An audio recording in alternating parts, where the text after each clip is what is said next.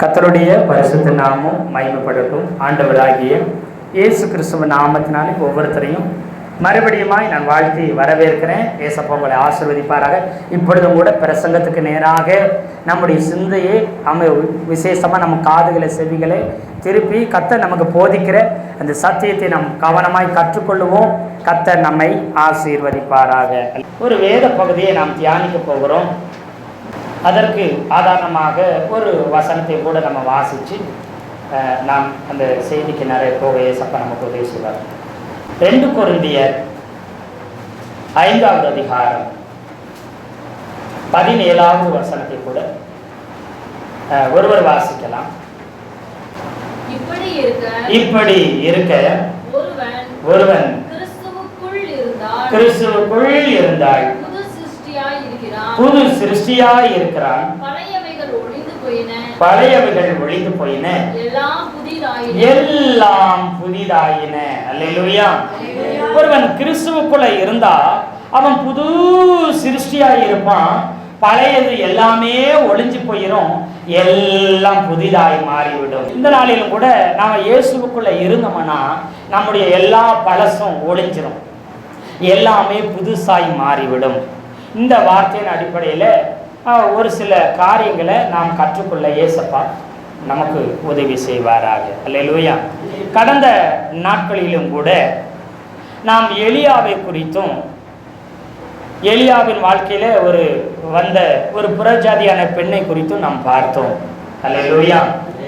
அதே போல இந்த நாளிலும் கூட எலியாவின் வாழ்க்கையில வந்த அந்த ஒரு பெண் யாருன்னு கேட்டா அது யாருங்க? சாரிவாத் விதவை, ஒரு புறஜாதி பெண். எலியாவின் வாழ்க்கையில கர்த்தர் எத்தனையோ பேரை பார்த்திருந்தாலும் மிக முக்கியமா சாரிவாத் விதவை அந்த பெண்ணை வைத்து கர்த்தர் எலியா ஊழியக்காரனை பஞ்ச காலத்தில் போஷிக்கிறதுக்கு சித்தம் வைத்திருந்தார். இப்போ இயேசுநாதர் சாட்சி சொன்ன புறஜாதிகளில் 2 பேராய் இவர்கள் இருக்கிறாங்க. ஒரு வசனத்தை வாசிக்கலாம். லூக்கா எழுதின சுவிசேஷம் 4வது அதிகாரம் 25வது வசனம் 26, 27 வாசிக்கலாம். ஆயினும் எலியா சீதோன் நாட்டில் உள்ள சேரேபாத் ஊரிலிருந்து ஒரு விதவையின் இடத்திற்கு அனுப்பப்பட்டனே அல்லாமல் மற்றொருவரிடத்திற்கு அனுப்பப்படவில்லை. அல்லாமலும் எலிசா தீர்க்கதரிசியின் காலத்திலே இஸ்ரவேலுக்குள்ளே அநேக குஷ்டரோகிகள் இருந்தார்கள். ஆயினும் எலியா சீதோன் நாட்டில் உள்ள சரப்தா ஊரில் இருந்த ஒரு விதவையினிடத்திற்கு அனுப்பப்பட்டானேயே அல்லாமல் மற்றொருத்தியின் இடத்திலும் அனுப்பப்படவில்லை. அல்லாமலும் எலிசா தீர்க்கதரிசியின் காலத்திலே இஸ்ரவேலுக்குள்ளே அநேகம் குஷ்டரோகிகள் ஆயினும் சீரிய தேசத்தானாகிய அவர்களில் வேறொருவனும் சுத்தமாக்கப்படவில்லை என்று சத்தியத்தின்படியே உங்களுக்கு சொல்லுகிறேன் என்றார். அல்லேலூயா. இங்கே இயேசுநாதர் என்ன செய்கிறார்னா, தன் வாழ்ந்த காலத்துல சொந்த ஊர்ல போய் அவர் பிரசங்கிக்கும் பொழுது ஏசாயா புத்தகத்தை எடுத்து என்ன செய்கிறார், அவர் வாசித்து விட்டு அமர்கிறார். அவர் வாசித்து விட்டு அவர் பிரசங்கித்து அவர் அமர்கிறார். அவரை எல்லாரும் என்ன செய்றாங்க, ஆச்சரியமாய் பார்த்தார்கள். அவர் வாயிலிருந்து புறப்பட்ட வார்த்தை கிருபை உள்ள வார்த்தைகளா இருந்ததுனால இவன் யோசேப்பின் குமாரன் தானேன்னு சொன்ன உடனே அவர் சொல்றார், பாருங்க, தீர்க்கதரிசி ஒருவன் தன் ஊரில் அங்கீகரிக்கப்பட மாட்டான் என்று மெய்யாகவே உங்களுக்கு சொல்றேன். சொந்த ஊர்ல, சொந்த குடும்பத்துல, சொந்த சபையில, சொந்த வீட்டுல மதிப்பு இருக்காதுன்னு அங்க சொல்ற. சொந்த ஊர்ல தீர்க்கதரிசிக்கு மதிப்பு இராது. சொந்த சபையில பாஸ்டுக்கு, சொந்த சபையில ஜனத்துக்கு இப்படி மதிப்பு இருக்காது அப்படின்னு சொல்லலாம். அப்படின்னு அந்த காரியத்தில் சொல்ல வராரு. சொந்த ஊர்ல ஒளி செஞ்சேன், ஆனா எனக்கு அதுக்குரிய மதிப்பு இல்லைங்க அப்படி சொல்லிட்டு அதற்கு ஒரு அடையாளமா சத்தியத்தை சொல்றாரு. நான் சத்தியத்தை தான் சொல்றேன்னு சொல்றாரு. கடைசியில் என்ன சொல்றாரு, என்று சத்தியத்தின்படியே உங்களுக்கு சொல்றேன்னு சொல்றாரு. அல்லேலூயா. ஏற்கனவே எலியா வாழ்க்கையில் ஒரு புறஜாதி பெண் வந்தாங்க. யாரு? சாரிபாத் விதவை. அதுதான் இங்க சரப்தா ஊரின்னு கிரேக்க பாஷையில சாரிபாத் இங்க சரப்தான்னு சொல்லி எழுதப்பட்டிருக்கிறது. அந்த சாரிபாத் விதவை வீட்டுக்கு அனுப்பப்பட்டான் அப்படின்னு இருக்குது. அங்க பாத்தீங்கன்னா அதுக்கப்புறம் எலிசாவை குறித்து சொல்லும் பொழுது, எலிசா தீர்க்கதரிசி காலத்துல இஸ்ரவேலுக்குள்ள அநேகம் குஷ்டரோகி இருந்தாங்க. அதுல முக்கியமா அந்த 4 குஷ்டரோகிகள் இருந்தாங்க. வியாபாரத்துல எலிசா காலத்துல தாங்க 4 குஷ்டரோகி இருந்தாங்க. ஆனா அவங்க சுகமாக்கப்பட்டாங்களா? பட்டணத்துக்கு வெளியில இருந்தாங்க, சுகமாக்கப்படவே. ஆனா யாருக்கு சுகமாக்கப்பட்டார்? நாகமான் குஷ்டரோகி சுகமாக்கப்பட்டிருந்தார். ரொம்ப ஆச்சரியம் இல்லை? இந்த நாகமான யாரு? சீரிய தேசத்தான், புற ஜாதி. இந்த சாரிபாத் விதவை யாரு? புற ஜாதி. இந்த நாகமானும் புற ஜாதியா இருக்கிறார். அப்போ நீங்க இங்க நல்லா கவனிச்சு பாருங்க. ஒருவன் கிறிஸ்துவுக்குள் இருந்தால் புது சிருஷ்டியா இருக்கிறான், பழையவெல்லாம் ஒளிஞ்சு எல்லாம் புதிதா. என்னன்னா நாகமான் பழையவெல்லாம் அவன் வாழ்க்கையில ஒளிஞ்சது, அவன் புது சிருஷ்டியாய் மாறினான். அவன் பழையவெல்லாம் தூக்கி எறிந்தான், அவன் ஒரு புது சிருஷ்டியா மாறினான். கடந்த சில வாரத்துக்கு முன்னாடி நாம சாரிபாத் விதவையை குறிச்சோம், எலியாவை குறித்து ஒரு சில காரியங்களை பார்த்தோம். அதனால இந்த நாட்களிலும் கூட நாம் நாகமானை குறித்து ஒரு சில காரியங்களை சுருக்கமாக பார்க்க இயேசப்பா நமக்கு உதவி செய்வாராக. இங்க நீங்க கவனிச்சு பார்த்தீங்கன்னா, எலியா சாரிபாத்தின் வீட்டுக்கு அனுப்பப்பட்டான் இருக்கும். எலியா இந்த சாரிபாத் வீட்டுக்கு என்ன செய்யற? விதவை வீட்டுக்கு போறாரு. எலியா ஊழியக்காரர் போறாரு. அது எலியாவின் நாட்களில் புறஜாதியை தேடி போன ஒரு சம்பவமா இருக்குது. அதே இது எலிசா வாழ்க்கை நீங்க பார்த்தீங்கன்னா, எலிசாவின் இடத்துல யார் தேடி வர்றது? நாகமான்கிற புறஜாதி குஷ்டரோகி தேடி வர்றான். எலியா இங்க தேடி போறாரு. ஆனா எலிசாவின் வாழ்க்கையில ஆமா நாகமான்கிற ஒரு புறஜாதியும் தேடி வந்தான். இதிலே பார்த்தீங்கன்னா எவ்வளவு பெரிய ஒரு வித்தியாசத்தை கத்தார். இவங்க 2 பேரை குறித்து சாட்சி சொல்றாங்க. இஸ்ரவேல் ஜனத்திடத்துல போகவே இல்லையா? யார்கிட்ட போல? இஸ்ரவேல் ஜனத்திட்ட போல, புறஜாதிட்ட எலியா போனாரு. இங்க இஸ்ரவேல் ஜனங்கள் நிறைய குஷ்டரோகி இருந்தாங்க, ஒருத்தரும் சுகமாகல. ஆனா வேற பக்கத்து நாட்டுக்காரன் வந்து என்ன செஞ்சுட்டு போனான்? சுகமாகிட்டு போனான். பழைய ஏற்பாடு முழுவதும் பார்த்தா குஷ்டரோகி சுகமாகிற அற்புதம் எங்கேயுமே இல்லை. கர்த்தர் நேரடி சுகம் கொடுத்தா மாத்திரம்தான் ஒருவன் என்ன செய்ய முடியும்? சுகமாக முடியாது. அதாவது தீர்க்க முடியாத வியாதி, குணமாக்க முடியாத வியாதி குஷ்டரோகம். கர்த்தருடைய உச்சபட்ச கோபத்தின் தண்டனை குஷ்டரோகம். ஆமாவா இல்லையா? மிரியாம் மேல கர்த்தர் கோபப்பட்டார், என்ன செஞ்சு? என்ன வந்துருச்சு? குஷ்டரோகம் வந்தது. கர்த்தருடைய உச்சபட்ச கோபம் குஷ்டரோகம். இங்க இன்னொரு ராஜா, உசியா ராஜா என்ன செய்யறா? அப்படி ஆலயத்துக்குள்ள துணிந்து என்ன செய்யறாரு? போய் தூபம் காட்ட போறாரு. பாஸ்டர் தான், அதான் ஆசாரியர்கள் தான் எனக்கு தூபம் காட்டி மகா பரிசுத்த ஸ்தலத்துக்குள்ள ஆசாரிய கூடாரத்துல போய் ஊழியம் செய்யணும். ஆலயத்துக்குள்ள மற்றவங்க போகக்கூடாது. ஆனா இவர் ஒரு ராஜா, நல்ல ராஜா, கர்த்தருக்கு பயப்படுறவர். கர்த்தர் இவர் செய்த எல்லா காரியத்தையும் வாய்க்க பண்ணதுனால இவர் துணிந்து பெருமை கொண்டு எங்க போறாரு? ஆலயத்துக்குள்ள போய் தூபம் காட்ட போறாரு. உடனே ஆசாரியன் கூட சண்டை போடுறாரு. நான் ராஜா, கர்த்தர் என் காரியங்கள் எல்லாம் வாய்க்க பண்ணார், கர்த்தர் என் மேல பிரியமா இருக்காரு, நான் போய் தூபம் காட்டுறேன், நான் போய் ஊழியம் சேர்ந்து போனாரு. கர்த்தர் கோபம் வந்து அடிச்சார் பாருங்க. அவன் நெத்தியிலே குஷ்டம் உண்டாயிருச்சு. அவன் வாழ்நாள் முழுவதும் குஷ்டரோகியாவே இருந்து என்ன செய்தான்? அவன் மரித்தான் இருக்குது. ஒரு நல்ல ராஜா, ரொம்ப காலம் ஆட்சி செஞ்ச ராஜா, அவன் துணிந்து காரியத்தை செய்தான். இங்க மோசைக்கு விரோதமா, ஊழியக்காரனுக்கு விரோதமா அங்க மிரியாம் சொந்த சகோதரியே எரிவு வந்தபோது கர்த்தரை கோபப்பட்டு அடித்தார். அவளுக்கு என்ன வந்துச்சு? குஷ்டரோகம் வந்துச்சு. கேயாசி ஊழியக்காரனுக்கு விரோதமாய், எலிசாவுக்கு விரோதமாய் அவன் செய்தான். கேயாசி ஊழியக்காரனுடைய பேரை கெடுக்க முடியாத காரியங்களை செய்தார். பெரிய பாஸ்டர், தலைமை பாஸ்டர் வேணான்னு சொன்னதை காணிக்க வாங்கல. ஆனா இவர் என்ன செய்யறா? அப்படி உடனே இவர் என்ன செய்யறா? அப்படி அவர் அப்படித்தாங்க இருப்பார் பாஸ்டர். அவரு அதை அப்படி பின்னாடி பார்க்க போறோம். அவருக்கு விவரம் பார்த்தாதுங்க. அவர் நேரடியாக வாங்க மாட்டாருங்க. நாங்கள் தான் சைடாக வந்து என்ன செஞ்சுக்கிறோம்? வாங்கிக்கிறோன்னு வாங்கினா அவளுக்கு நாகமானுக்கு போன குஷ்டரோகம் என்ன செஞ்சிடும், உனக்கு வரும்னு சொல்லிட்டாரு. அது வந்தது அவனுக்கு. அல்லேலூயா, அல்லேலூயா. இது கர்த்தருடைய உச்சபட்ச கோபம் குஷ்டரோகமாய் இருக்கிறது. இப்போ இந்த 2 மனிதர்களை குறித்து, சாரிபாத் விதவை குறித்து ஆண்டவராய் இயேசு கிறிஸ்து சாட்சி சொல்றாரு. கர்த்தரால் பயன்படுத்த பாத்திரமாவும் இருந்துச்சு இந்த சாரிபாத் விதவை அம்மா. ஆமாவா இல்லையா? கர்த்தரால் பயன்படுத்தப்பட்ட பாத்திரமா இருந்தது. கர்த்தர் சாட்சி கொடுத்த பாத்திரம், இயேசுநாதர் சாட்சி கொடுத்த பாத்திரமாகவும் இந்த சாரிபாத்துங்கிற புறஜாதி இருந்தார். அதே போல இந்த நாகமான்கிற குஷ்டரோகியை குறித்து ஆண்டவராக இயேசு கிறிஸ்து சாட்சி சொல்றாரு. அது மாத்திரமல்ல, கர்த்தரால் பயன்படுத்தப்பட்ட பாத்திரமாகவும் இந்த நாகமான் இருக்கிறார். நாகமான் என்று சொன்னால் இனிமையானவன், அவர் ஒரு மேன்மையானவன் அப்படிங்கிற அர்த்தத்தில் ஒரு சில அர்த்தங்கள் இந்த நாகமானுக்கு பேருக்கு வரும். இப்போ ஆனால் அவன் வாழ்க்கையில் இனிமை இருந்துச்சுங்களா? பேரில் என்ன இருந்துச்சுங்க? இனிமை இருந்துச்சு. சந்தோஷன்னு பேர் வச்சிருவோம், ஆனால் அவன் வாழ்க்கையில் என்னவே இருக்காது. ஆரோக்கிய சாமின்னு பேர் வச்சிருப்பாங்க, அவன் வாழ்க்கையில் என்னதான் இருக்காது, ஆரோக்கியமே இருக்காது. ஆரோக்கிய மாரி, ஆரோக்கிய சாமி, இப்படி நிறைய ஆரோக்கியத்தை வச்சிருப்பாங்க.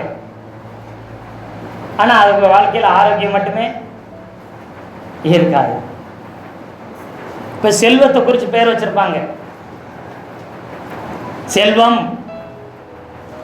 செல்வராஜ், செல்வராகவன், இப்படி நிறைய செல்வம்னு பேரில் செல்வம் இருக்கும். ஆனால் அவங்க கிட்ட என்ன இருக்காது? அவங்க கிட்ட தான் செல்வமே இல்லாமல் இருக்கும். பேர்லையாவது செல்வம் என்ன செய்யட்டும், இருக்கட்டும். இப்போ கனகராஜ், தங்கராஜ் இப்படி சொல்லி என்ன செஞ்சிருப்பாங்க, இப்படி வச்சிருப்பாங்க. அவங்க கிட்ட தங்கமே இருக்காது. பேர்லையாவது தங்கம் என்ன செய்யட்டும். ராஜான்னு பேர் என்ன செஞ்ச, நிறைய ராஜா வச்சிருப்பாங்க. ஆனா அவங்க வாழ்க்கை, ஆமா, ஏழை வாழ்க்கை இருக்கும். ஆனா அவங்க பேர்லையாவது என்ன இருக்கட்டும், ராஜா இருக்கும். இப்போ அது போல ஒருவேளை என்னமோ தெரியல, உன் பேர்லையாவது இனிமை இருந்துச்சு, ஆனா வாழ்க்கையில இனிமை இருந்த மாதிரி தெரியல. அல்லேலூயா. இந்த நாகமான குறித்து நம்ம பார்க்க போறோம். 2 ராஜாக்கள் 5வது அதிகாரத்தை திருப்பிக்கோங்க. நாகமான் வாழ்க்கையிலிருந்து நாம் கற்றுக்கொள்ள வேண்டிய ஒரு சில பாடங்களை நாம் கற்றுக்கொள்ள ஏசப்பா நமக்கு உதவி செய்வாராக. சோத்திரம். 2 ராஜாக்கள் 5வது அதிகாரம் 1வது வசனத்தை வாசிக்கலாம். சீரிய ராஜாவின் படைத்தலைவனாகிய நாகமான் என்பவன், சீரிய ராஜாவின் படைத்தலைவனாகிய நாகமான் என்பவன் தன் ஆண்டவனிடத்தில் பெரிய மனுஷனும் எண்ணிக்கையுள்ளவனுமாய் இருந்தான். அவனை கொண்டு கர்த்தர் சீரியாவுக்கு ரட்சிப்பை கட்டளையிட்டார். மகா பராக்கிரமசாலியாகிய அவனோ குஷ்டரோகியாய் இருந்தான். இப்போ இவனை இந்த நாகமான குறித்து இன்ட்ரோடக்ஷன் பண்ணும்போது பார்த்தா இவர் யார் தெரியுமா, இது அப்படின்ற மாதிரி இன்ட்ரோடக்ஷன் வருது. சீரிய ராஜாவின் படைத்தலைவனாகிய நாகமான் அவனை அறிமுகப்படுத்துது. சீரிய நாடு ஒரு நாடு, இஸ்ரவேல் நாடு மாதிரி பக்கத்து நாடு, ஒரு பெரிய நாடு இருந்தது. அந்த நாட்டில் படைக்கு தலைவனாய், ராஜாவுக்கு வலது கையாய் இந்த நாகமான் இருந்தான். அதுதான் தன் ஆண்டவனிடத்தில் பெரிய மனுஷனாய் இருந்தான்னு சொல்லுவாங்க. யாரும் ஆண்டவன், அதாவது ஆண்டவன் யாரு, ராஜாவே அவனை பார்க்கிற பெரிய மனிதனாய் பார்த்தான். ராஜாவுக்கு நிகர அந்த நாகமான பார்த்தானா. எண்ணிக்கையுள்ளவனுமாய் இருந்தான்னா, எண்ணிக்கையுள்ளவனா அவன் பெரிய ஆளு, பணத்திலையும் பொருளையும் அவன் பின்னாடி இருக்கிற ஆட்கொள்ளையும் எண்ணிக்கையில என்னது, ராஜாவுக்கு நிகரா இருந்தானா. ராஜாவுக்கு பின்னாடி எத்தனை ஜனங்க இருப்பாங்க, ராஜாவுக்கு பின்னாடி எத்தனை சொத்து இருக்கும், ராஜாவுக்கு பின்னாடி எத்தனை வல்லம் அதிகாரம் இருக்கும். அதே போல அத்தனை சரிசம வல்லமையும் அதிகாரமும் ஜனக்கூட்டமும் செல்வமும் எல்லாம் அவன்கிட்ட இருந்துதான். அதை எண்ணிக்கையுள்ளவனுமா இருந்தான். அவன் மாத்திரமல்ல, அவனை கொண்டு கர்த்தர் சீரியாவுக்கு என்னத்தை கட்டளையிட்டாராம். யாரை கொண்டுங்க? கர்த்தர் சீரியாவை, புறஜாதி நாடாய் இருக்கிற சீரிய தேசத்தை ஆண்டவர் கர்த்தர் யாரை கொண்டு ரட்சித்தாராம்? நாகமானை கொண்டு ரட்சித்தாராம். கர்த்தரே பயன்படுத்தின பாத்திரம் இந்த நாகமானாய் இருந்தார். அவன் நாட்டுக்கு ஒரு இரட்சகனாக கர்த்தர் அவனை எழும்ப பண்ணி இருந்தார். எழுப்பி அவனை ரட்சிக்கிறவனாய் அந்த தேசத்துக்கு அவன் இரட்சகனாய் எழும்பி இருந்தான். அது மாத்திரமல்ல, அவன் மகா பராக்கிரமசாலியாய் இருந்தான். வேதத்திலே மகா பராக்கிரமசாலின்னு ஒரு சிலருக்கு மட்டும்தான் சொல்லுது. பராக்கிரமசாலின்னா 10 ஒருத்தர் 100 பேர் அடிக்கிறவன், 50 பேர் 100 பேர் ஒருத்தர் தனியாக நின்று அடித்து ஜெயிக்கிறவன், எழுத்து நின்று ஜெயிக்கிறவன். மகா பராக்கிரமசாலினா ஒருவன் குறைஞ்சது 1000 பேரையாவது ஜெயிச்சிருவான். 500 பேர் 1000 பேர் ஒண்டியா நின்று ஜெயிக்கிறவன் தான் மகா பராக்கிரமசாலி. அவ்வளோ பெரிய ஒரு மகா பெரிய வீரனாய் இருந்தான். இப்ப இது எல்லாம் உயர்த்தி சொல்லிட்டு கடைசியா அவன் குஷ்டரோகியா இருந்தான்.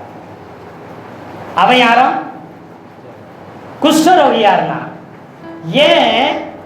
ஒரு உங்களுக்கு இந்த சண்டேஸ் கிளாஸ்ல எல்லாம் சொல்லியிருப்பாங்க, நாகமான போய் இடுப்பளவு தண்ணியில இறங்கிட்டு வான்னு சொன்னாரா, இல்ல கைகால போய் யோர்தான் நதியில நினைச்சிட்டு வான்னு சொன்னாரா, இல்ல முகத்தை மட்டும் கழுவிட்டுவான், சீலோவாம் குளத்துல போய் உன் முகத்தை கழுவு, உன் கண்களில் இருக்கிறதெல்லாம் என்ன செய்ய கழுவிட்டுவான்னு சொன்ன மாதிரி இவரை கழுவிட்டுவான்னு சொல்லியிருக்கலாம்.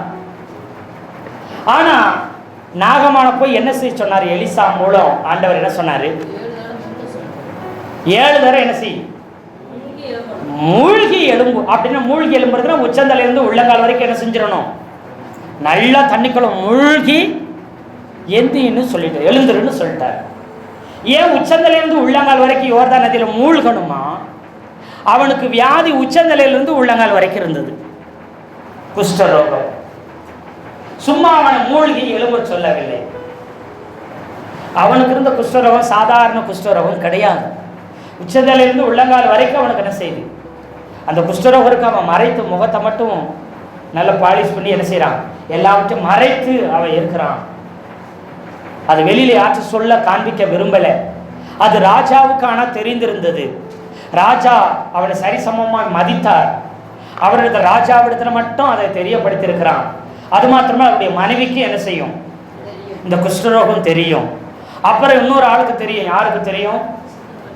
அந்த வீட்டில் வேலை செஞ்சு சின்ன பெண்ணுக்கு இந்த குஷ்டரோகம் தெரியும். ஏன்னா அவள் அடிமை பெண்ணாக இருந்தவ வீட்டு வேலை செய்யும் போது நிச்சயமா என்ன செஞ்சிருக்கும்? அவளுக்கு தெரிந்திருந்தது. அதிகமாக யாருக்கும் இந்த குஷ்டரோகத்தை தன்னை வெளிப்படுத்தி காண்பிக்கல. தன்னை கூடுமான அளவு மறைத்து ஒழித்து வைத்துக் கொண்டிருந்தான். இவ்வளவு பெரிய அருமை பெருமைக்கு சொந்தக்காரன் மிக மோசமான கொடிய வியாதி. ஏன்னா அந்த குஷ்டரோகம் வந்துட்டா இஸ்ரவேல் நாட்டில் சட்டம், அவன் வீட்டில் இருக்கக்கூடாது, அவன் ஊருக்குள்ள இருக்கக்கூடாது, அவன் யாருக்கிட்டே பழகக்கூடாது. குஷ்டரோகத்தின் பிரமாணம் நல்ல காரியம் கெட்ட காரியம் சொந்த குடும்ப காரியத்தில் கூட அவங்க பங்கெடுத்துக் கொள்ளக்கூடாது. ஏன் வீட்டிலே இருக்கக்கூடாது? ஏன் ஊருக்குள்ளேயே இருக்கக்கூடாது சட்டம்? அப்போ ஊரை விட்டு ஒதுக்கப்புறம் போய் குஷ்டரோகிகளுக்குன்னு பள்ளத்தாக்கு இருக்குது. குஷ்டரோகிகள் தங்கி இருக்கிறதுக்குன்னு ஊருக்கு அவுட்டர்ல ஒரு இடம் இருக்கும். குஷ்டரோகம் வந்துட்டாலே எல்லாரும் அந்த இடத்துல போய் தான் வாழ்வாங்க, ஊருக்குள்ள வர முடியாது.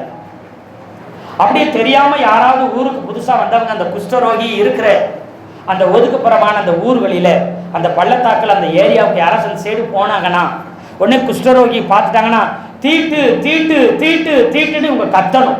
யார் கத்தணும்? குஷ்டரோகிக கத்தணும். அதை கத்துற அந்த சத்தத்தை கேட்டு உடனே இவங்க என்ன செய்வாங்க? ஓ, இங்க குஷ்டரோகி இந்த ஏரியாவில் இருக்கிறாங்க, இந்த பகுதியில் நாம் இங்கே போகக்கூடாது, இது இது ஒதுக்கப்பட்ட இடம் அப்படி சொல்லி உடனே என்ன செஞ்சிருவாங்க? அந்த இடத்துக்கு போகாம திரும்பி வந்துடுவாங்க. அந்த ஏரியாவுக்கு யாரும் போக மாட்டார். அவர்களுக்கு சாப்பிடுகிற உணவு பொருட்களோ பண்டங்களோ அவங்க உயிர் வாழ்றதுக்கு மற்ற காரியங்களோ அவங்களுக்கு கொடுக்குறவங்க சொந்த பந்தங்களை என்ன செய்வாங்க? குறிப்பிட்ட இடங்களில போய் அந்த பொருட்களை எல்லாத்தையும் வச்சுட்டு வந்துடுவாங்க. அவங்க அந்த பொருட்களை என்ன செய்வாங்க? அவங்க எடுத்துக்கொண்டு சமைக்க ஆக்கி சாப்பிட்டுக்குருவாங்க.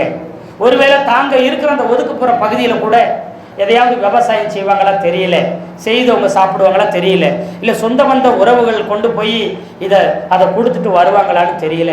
ஆனாலும் அவங்க என்ன செய்கிறாங்க பாருங்க, பட்டணத்தின் வெளியில தான் அந்த 4 குஷ்டரோகி இருந்தாங்க. ஆமாவா இல்லைங்களா? அங்கேயாவது ஏதாவது சாப்பாடு கிடைக்குமா, ஏதாவது சாப்பிட்றது கிடைக்குமா, அப்படி பட்டணத்துக்கு வெளியில் அவுட்டரில் இருக்கிறாங்க. ஏதாவது குஷ்டரோகிகளுக்கு வந்து சாப்பாடு ஏதாச்சும் கொண்டு வந்து வச்சா நம்ம அதை வாங்கி சாப்பிட்டு உயிர் பிழைக்கிற 4 குஷ்டரோகி எலியாவின் காலத்தில் அந்த பட்டணத்துக்கு வெளியிலே இருந்து காவல் காத்துட்டு இருந்தாங்க. ஒன்றும் கிடைக்கல. அதனால இங்கே கடந்து சாகிறத விட, பட்டினி எடுத்து சாகிறத விட எதிரி பக்கம் போயிடலாம், எதிரி இருக்கிற பக்கம் போவோம். அவங்ககிட்ட ஒருவேளை எதையாவது இருந்தால் பாவப்பட்டு ஏதாச்சும் கொடுத்தா கொடுக்கட்டும், இல்லை அவங்க கொன்னாலும் நம்மளை கொல்லட்டும், நாம் பட்டினி எடுத்து சாகிறத விட எதிரி ஒரே நிமிஷத்தில் கொண்டு போடுறது நல்லதுன்னு சொல்லி என்ன செய்கிறாங்க, போகிறாங்க. அங்கே ஏதாவது குஷ்டரோகி வந்துட்டாங்க, வந்து அந்த எதிரி நாடுக பாளையம் இறக்கிருக்கிறாங்க பார்த்தீங்களா, 2 கூடாரம் போட்டுக்கிறாங்க. அங்கே போனேன்னு உள்ளே போக மாட்டாங்க, தூரமாக நின்று தீட்டு தீட்டு தீட்டுன்னு இவங்க என்ன செய்வாங்க, கத்துனோன்னு ஓ குஷ்டரோகி வந்திருக்கிறாங்க அப்படி சொல்லி அவங்களுக்கு எதையாச்சும் என்ன செஞ்சிருவோம், சாப்பிட கொடுக்கும். பாவம் பட்டி கிடந்து என்ன செய்கிறாங்க, இது பண்ணுறாங்க சொல்லி ஏதாச்சும் இவங்க கொடுக்கட்டும் சொல்லி போகிறாங்க. அங்கே போகிறாங்க. இங்கே இவ்வளோ பெரிய ஊருக்குள்ளே ஏற்ற முடியாது. இவர் அரண்மனைகளெல்லாம் போகிறாரு சொந்த நாட்டில். இவர் வீட்டில் தான் இருக்கிறாரு. யாரு, நாகமான் இங்கே தான் இருந்தார், வீட்டில் தான் இருக்கிறாரு. அரண்மனைக்குள்ளே போகிறாரு. இவர் கூட யுத்தம் பண்ணுற நிறைய பேர் போகிறாங்க, சண்டைக்கு போகிறாரு, யுத்தத்துக்கு போகிறாரு, எல்லா ராஜாவோட காரியத்தையும் செய்கிறாரு. இவர் குஷ்டரோகின்னு தெரிஞ்சால் இவரை விட்டு விலகியே நிறைய பேர். ஒரு சில முக்கியமானவர்களுக்கு மாத்திரம் இது தெரிஞ்சிருக்கலாம், மற்றபடி இது யாருக்கும் தெரியாதபடி மறைமுகமாக மறைத்து வைத்திருந்தார். அப்போ இவ்வளவு மேன்மை இருந்தோம் அவன் வாழ்க்கையில் நிம்மதி இல்லை, அவன் வாழ்க்கையில் சந்தோஷம் இல்லை, அவன் வாழ்க்கையில் மகிழ்ச்சி இல்லை. கொட்டி கடந்துச்சு கோடிக்கணக்கான பணம், அதிகாரம், ஆழ்படம் எல்லாம் இருந்தது. அவனுடைய சந்தோஷம், மகிழ்ச்சி, நிம்மதி அவன் வாழ்க்கையில் வேதனை இருந்தது. இப்படிப்பட்ட ஒரு குஷ்டரோகியாத்தான் அவன் வாழ்க்கை இருந்தது. குஷ்டரோகம்னு சொன்னா 2 வித குஷ்டரோகம் இருக்குது. ஒரு குஷ்டரோகம் என்ன செய்யணும், மேலே வெளியில தோன்றி உள்ள அரிச்சிட்டு போயிடும், வெளியில தோன்றி உள்ள அரிச்சிட்டு போயிடும். ஒரு சில குஷ்டரோகம் உள்ள இருந்து வெளியில அரிக்க ஆரம்பிக்கும், உள்ளுக்குள்ள இருந்து அரிக்க ஆரம்பிச்சு வெளியில தெரியும். ஒரு சில குஷ்டம் கை கொஞ்சம் இதாக இருக்கும், மூக்கு ஒரு மாதிரியா போயிடும், காது ஒரு மாதிரி அரிச்சிடும், கால் விரலெல்லாம் அரிச்சு அப்படி கொஞ்சமாக கை கால் விரலெல்லாம் என்ன செஞ்சிடும், அப்படி விழ ஆரம்பிச்சிடும். பட்டு எப்படி மரம், மரத்துலேருந்து கிளை பட்டு விழுகிற மாதிரி என்ன செஞ்சிடும், எல்லாம் விழுந்துடும், அவங்களுக்கு இதாகிடும். அப்போ இது வெளியிலேருந்து வர குஷ்டம், அது ஏறக்குறைய 10-12 வருஷத்தில் அவங்க செத்துருவாங்க. அந்த குஷ்டரோகம் வந்தால் உள்ளிருந்து வர குஷ்டம் 5-6 வருஷத்துலேயே இறந்துருவாங்க. அப்போது இவனுக்கு குஷ்டம் வந்த இடமெல்லாம் அப்படியே அரிக்க ஆரம்பிச்சான். அவனுக்கு மேலேருந்து கீழே வரைக்கும் என்ன செய்யுது, அரிக்க ஆரம்பிக்குது. அவன் உடம்பு கொஞ்சம் கொஞ்சமாக திங்க ஆரம்பிச்சிடும், அரிச்சிடும், கரையான் அரிக்கிற மாதிரி. இப்போ இவன் என்ன செய்யறான், இவ்வளவு வேதனைப்பட்டு இருக்கிறான். ஆனால் 2வது 3வது வசனத்தில் சீரியாவிலிருந்து தண்டுகள் புறப்பட்டு இஸ்ரவேல் தேசத்திலிருந்து ஒரு சிறுவனை சிறைபிடித்து கொண்டு வந்திருந்தார்கள். அதாவது என்னன்னா, சீரியாவுக்கு கர்த்தர் ரட்சிப்பை கொடுத்தார் அப்படின்னா, பக்கத்து நாடு சீரியா தேசம்.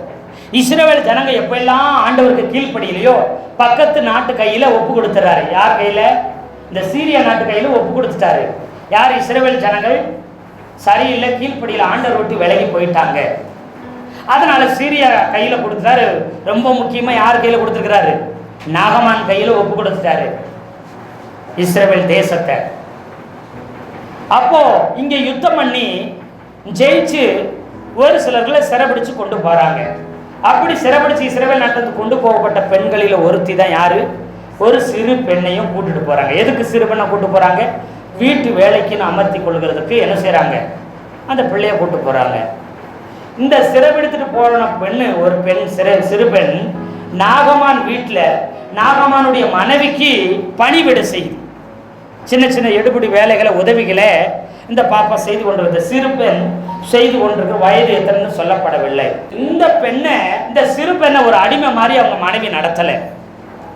நம்ம வீட்டுக்கு வேலைக்கு வச்சிருந்தா நம்ம எப்படி நடத்துவோம், வீட்டு வேலைக்கு வந்திருக்கிறா, வர்றா போறா, இவ வீடு மாதிரி நினச்சிக்கிட்டு இருக்கிறான் அப்படியெல்லாம் சொல்லுவோம். பார்த்துருக்கீங்களா, வேலைக்கு வந்தால் வேலை செய்யணும், அதை செய்யணும், இதை செய்யணும், 5 நிமிஷம் உட்கார கூடாது. பார்த்தா நமக்கு எப்படி வந்துடும், வீட்டு வேலைக்கு போகிறவங்களுக்கு தெரியும். நம்ம ஒரு 5 நிமிஷம் அமைதியாக உட்காந்துட்டால அவங்க மனசு என்ன செய்யாது, படபடபடன்னு அடிக்கும். ஓனர் அவங்களுக்கு, ஐயோ சம்பளத்தை கொடுத்து இவ சும்மா உட்கார வைக்கிறதா, எந்த வேலையும் இல்லையா, பரவாயில்ல இந்த வீட்டை 2 தடவை கூட்டு அப்படிம்பாங்க.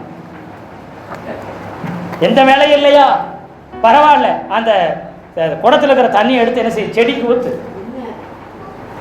அப்புறம் குடத்துக்கு தண்ணி பிடிச்சி என்ன செய் வை, தண்ணி இருக்குதா பரவாயில்ல இந்த தண்ணி காலையில் வச்ச பரவாயில்ல தூசி விழுந்த மாதிரி இருக்குது, இதை போய் ஊற்றிட்டு நல்ல தண்ணி என்ன செய்ய கொண்டு வந்து வை. ஏதாவது ஒரு வேலை செஞ்சுக்கிட்டே இருப்பாங்க, பார்த்துருக்கீங்களா? வீட்டு வேலைக்கு போயிட்டா புதுசாக வேலையை யோசிக்கிட்டே இருப்பாங்க. ஓனர்களுக்கு வேலையை என்ன தான், அவங்களுக்கு என்ன வேலை கொடுக்கணும்னு யோசிக்கிறதா இவங்க வேலையாக இருக்கும். ஆனால் இந்த சிறு பெண்ணை இந்த நாகமான் மனைவி எப்படி நடத்திருக்குது? அன்பாக பாசமாக பச்சமாக ஒரு சின்ன பிள்ளையாகவே அதை நடத்தியிருக்கணும். உன்னால் முடிஞ்ச உதவி செய்ய நிச்சயமாக நடத்தியிருக்கணும். அப்படி இந்த மனைவி நடத்தியிருக்குது. அதனால தான் பார்க்குறாங்க. பார்த்துட்டு இவங்க கணவருக்கு இருக்கிற கஷ்டத்தை இந்த சிறு பெண் அறிந்து கொள்கிறாள். அறிந்து கொள்றாங்க, குடும்ப கஷ்டத்தை அறிஞ்சுக்கிறார். ஏமா இவ்வளவு ஆடம்பரம், இவ்வளவு சொத்து இருக்குது, இவ்வளவு பேர் புகழ் இருக்குது, இவ்வளவு ராஜா ராணிக்கு நிகராக நீங்கள் இருக்கிறீங்க, அந்த நாட்டு ராணிக்கு எவ்வளோ மரியாதையோ அது போல் உங்களுக்கு மரியாதை இருக்குது. ஆனால் உங்கள் முகத்தில் ஒரு சந்தோஷத்தை மட்டும் என்னால் என்ன செய்ய முடியல. நான் வந்ததுலேருந்து பார்க்குறேன், ஏன் கொஞ்சம் சோகமாக இருக்கிற மாதிரி இருக்கிறீங்களே, ஏன் எதுக்குன்னு இந்த பெண் ஒருவேளை விசாரிச்சிருக்கலாம். அந்த சிறு பெண் இல்லை, தன்னுடைய கஷ்டத்தை தன் பிள்ளைய போல இருந்து கூடவே இருந்து எல்லா வேலையும் உதவியும் செய்கிற அந்த சிறு பெண்ணை பார்த்து என் கஷ்டம் இப்படின்னு ஒருவேளை அந்த நாகமானுடைய மனைவி தன்னுடைய புருஷனுடைய கஷ்டத்தை சொல்லியிருக்கலாம். உச்சந்தலேருந்து உள்ளங்கால் வரைக்கும் என் கணவனுக்கு குஷ்டம் இருக்குது. பார்க்கத்தான் வெளியில் அவர் பராக்கிரமசாலி வீரனாக இருக்கிறாரு. அவரை பார்த்தா எல்லாரும் பயந்து நடுங்குறாங்க. ராஜாவே அவருக்கு என்ன செய்கிறார்? மரியாதை கொடுக்கிறார். ராஜா தோல் மேலே கையை போடுகிற ஒரே ஆள்னா அது நாகமான் தான்.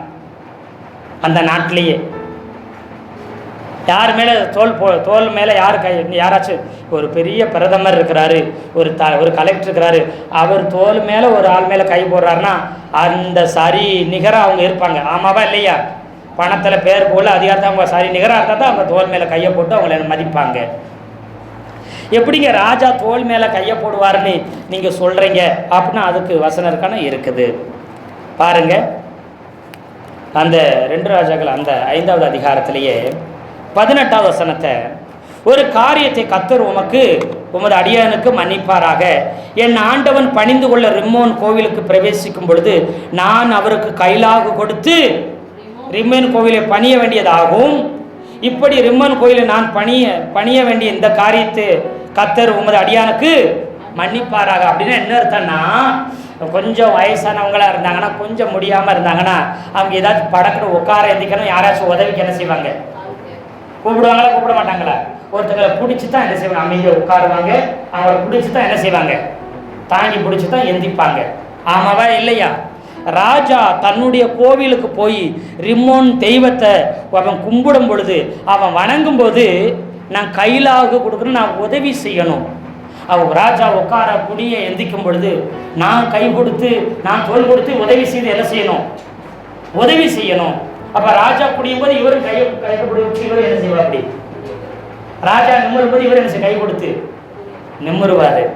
அப்போ அந்த அளவு என்ன செய்தா? அப்படி இந்த நாகமான் அவ்வளவு பேர் பெற்றவனாக இருந்தான். இப்போ இப்படிப்பட்டவனுக்கு குஷ்டரோகம் இருக்குன்னு சொல்லி மனைவியானவள் அந்த சிறு பெண்ணிட்ட சொல்றா. உங்க கர்த்தரை குறித்து ஆண்டவரை குறித்து அவள் கேட்கிறா. உங்கள் கர்த்தர் எப்படி ஆண்டவர் அப்படின்னு கேட்குறா. அதை சிறு பெண் ஆண்டவரை பற்றி சொன்னது மாத்திரமில்லை, எங்கள் சமரியா தேசத்தில் யார் இருக்கிறா? ஒரு தீர்க்கதரிசி இருக்கிறாருன்னு யாரை சொல்கிறாரு? எலிசாங்கிற ஒரு தீர்க்கதரிசி இருக்கிறாரு, சமரியா தேசத்தில் இருக்கிறாரு. எங்கள் நாட்டில் ஒரு தீர்க்கதரிசி, ஒரு பாஸ்டர், ஒரு ஊழியக்காரர் இருக்கிறாரு. அவங்ககிட்ட போவீங்கன்னா நலமாக இருக்கும். அவர் இவருடைய குஷ்டரோகத்தை என்ன செஞ்சிருவார்?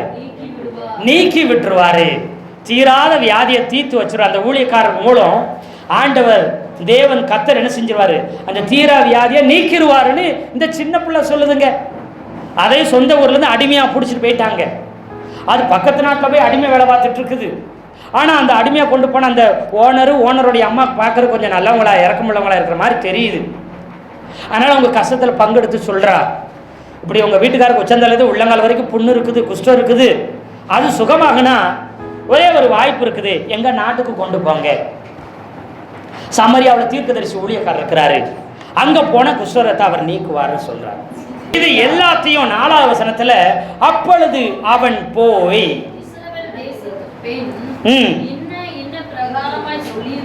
சொல்லுகிறாள் என்று தன் அறிவித்தான். இங்க இந்த சிறுவன் போய் யார்கிட்ட சொல்லிச்சு? தன்னுடைய நாச்சியார் ஆகிய சோதர நாகமானுடைய மனைவிட்டு சொல்லிச்சு. அந்த மனைவி போய் யார்கிட்ட சொன்னாங்க? கணவர்கிட்ட, நாகமான்ட்ட போய் சொல்லியிருப்பாரு. ஒருவேளை கன்ஃபார்ம் பண்ணுறதுக்கு திரும்ப அந்த சிறு பெண்ணிட்ட இவர் கேட்டாரான்னு தெரியலை. தீராத வியாதி, இது வரைக்கும் யாருக்கும் தீர்ந்ததே இல்லை. இப்படிப்பட்ட வியாதியை உங்கள் நாட்டில் தீர்த்து வச்சுருவாங்களா அங்கே இருக்கிற ஊழியக்காரரு அப்படின்னு அவன் நம்பிக்கை இல்லாமல் கேட்டிருக்கலாம் ஒருவேளை. ஏன்? உங்கள் நாடே எங்ககிட்ட அடிமையான செய்து, உங்கள் நாட்டையே நாங்கள் கண்ட்ரோல் பண்ணி வச்சுட்டு நாங்கள் வரி வாங்கிட்டு இருக்கிறோம், நாங்கள் என்ன செஞ்சுருக்கோம், ஜெயிச்சிருக்கிறோம். உங்கள் நாட்டில் உள்ளவங்களை சிறப்பிடிச்சு நாங்கள் கொண்டு வந்து பெரிய ஆளாக இருக்கிறோம். எப்படி உங்களுக்கு உதவி செய்யாத கர்த்தர் எப்படி எனக்கு உதவி செய்வார் அப்படின்னு கேள்வி வருமாறாதா? அல்லையா சொல்லுங்களேன். உங்களுக்கு ஏதோ ஒரு காரியத்தில் முடியலை, நீங்கள் போய் சொல்கிறோம், அதே மாதிரி சூழ்நிலை இருக்கிற ஒருத்தர் போய் உங்களுக்கு ஏசப்பா நல்லது செய்வார்னா அவங்க முதல் கேள்வி கேட்பாங்க, உங்களுக்கு கஷ்டம் மாறலையே, அப்போ ஏன் கஷ்டத்தை ஆண்டவர் மாற்றிடுவாரா? இவ்வளோ காலம் நீங்கள் ஆண்டவர் பிள்ளையாக இருக்கிறீங்க, சர்ச்சுக்கு போகிறீங்க, உங்கள் கஷ்டம் மாறலை, ஆனால் புதுசாக வர்ற எனக்கு மாறிடுமா? கேள்வி கேட்பாங்களா கேட்க மாட்டாங்களா? கேட்பாங்களா கேட்க மாட்டாங்களா? நாகமானுக்கு ஒரு சந்தேகம், ஏன் உங்கள் ஊருக்காரங்க கர்த்தர் ஆண்டவர் தெய்வமாக கும்பிட்றவங்களுக்கு நல்லது நடக்கலையா? கஷ்டத்தில் இருக்கிறாங்க, நான் போனால் நல்லது நடந்துருமா, சுகம் ஆயிருமா? அப்படி ஒரு வேலை கேட்டிருப்பாரு. ஆமாவா இல்லையா? அல்லையா? அவர் சொல்கிற கட்டாயமாக நடக்குங்க, போங்க, நம்பினா போதும் நடக்குங்க அப்படின்னு அந்த சின்ன பிள்ளை தைரியமாக சொல்லி அனுப்புது. நடக்கலைன்னா பாரு ஒன்று தொலைச்சி போடுவேன், இங்கேருந்து பக்கத்து நாட்டுக்கு போய் சுகத்துக்காக வைத்தியத்துக்காக அங்கே போய் எதுவும் நடக்கலை, நீங்கள் ஒரு இடத்துல காட்டுறீங்க அங்கே போங்க நல்லான்னு சொல்லிட்டீங்க, அவங்க பல ரூபா செலவு பண்ணி அங்கே போய் ஒன்றுமே நடக்கலைன்னா உங்களை சும்மா விட்டுருவாங்களா? அந்த உங்கள்கிட்ட சண்டையாவது என்ன செய்வாங்க? உன் பேச்சை கேட்டு போனேன், அலைஞ்சதான் மிச்சம், காசு வேஸ்டானதான் மிச்சம், உன் பேச்சில் நீ எல்லாம் ஒரு மனுஷன்னு, நீ எல்லாம் ஒரு மனுஷன், உன் பேச்சை கேட்ட மாதிரி என்னையே தான் என் தலையாக நான் அடிச்சுக்கணும் அப்படி சொல்லி சண்டைக்கு வருவாங்களா வர மாட்டாங்களா?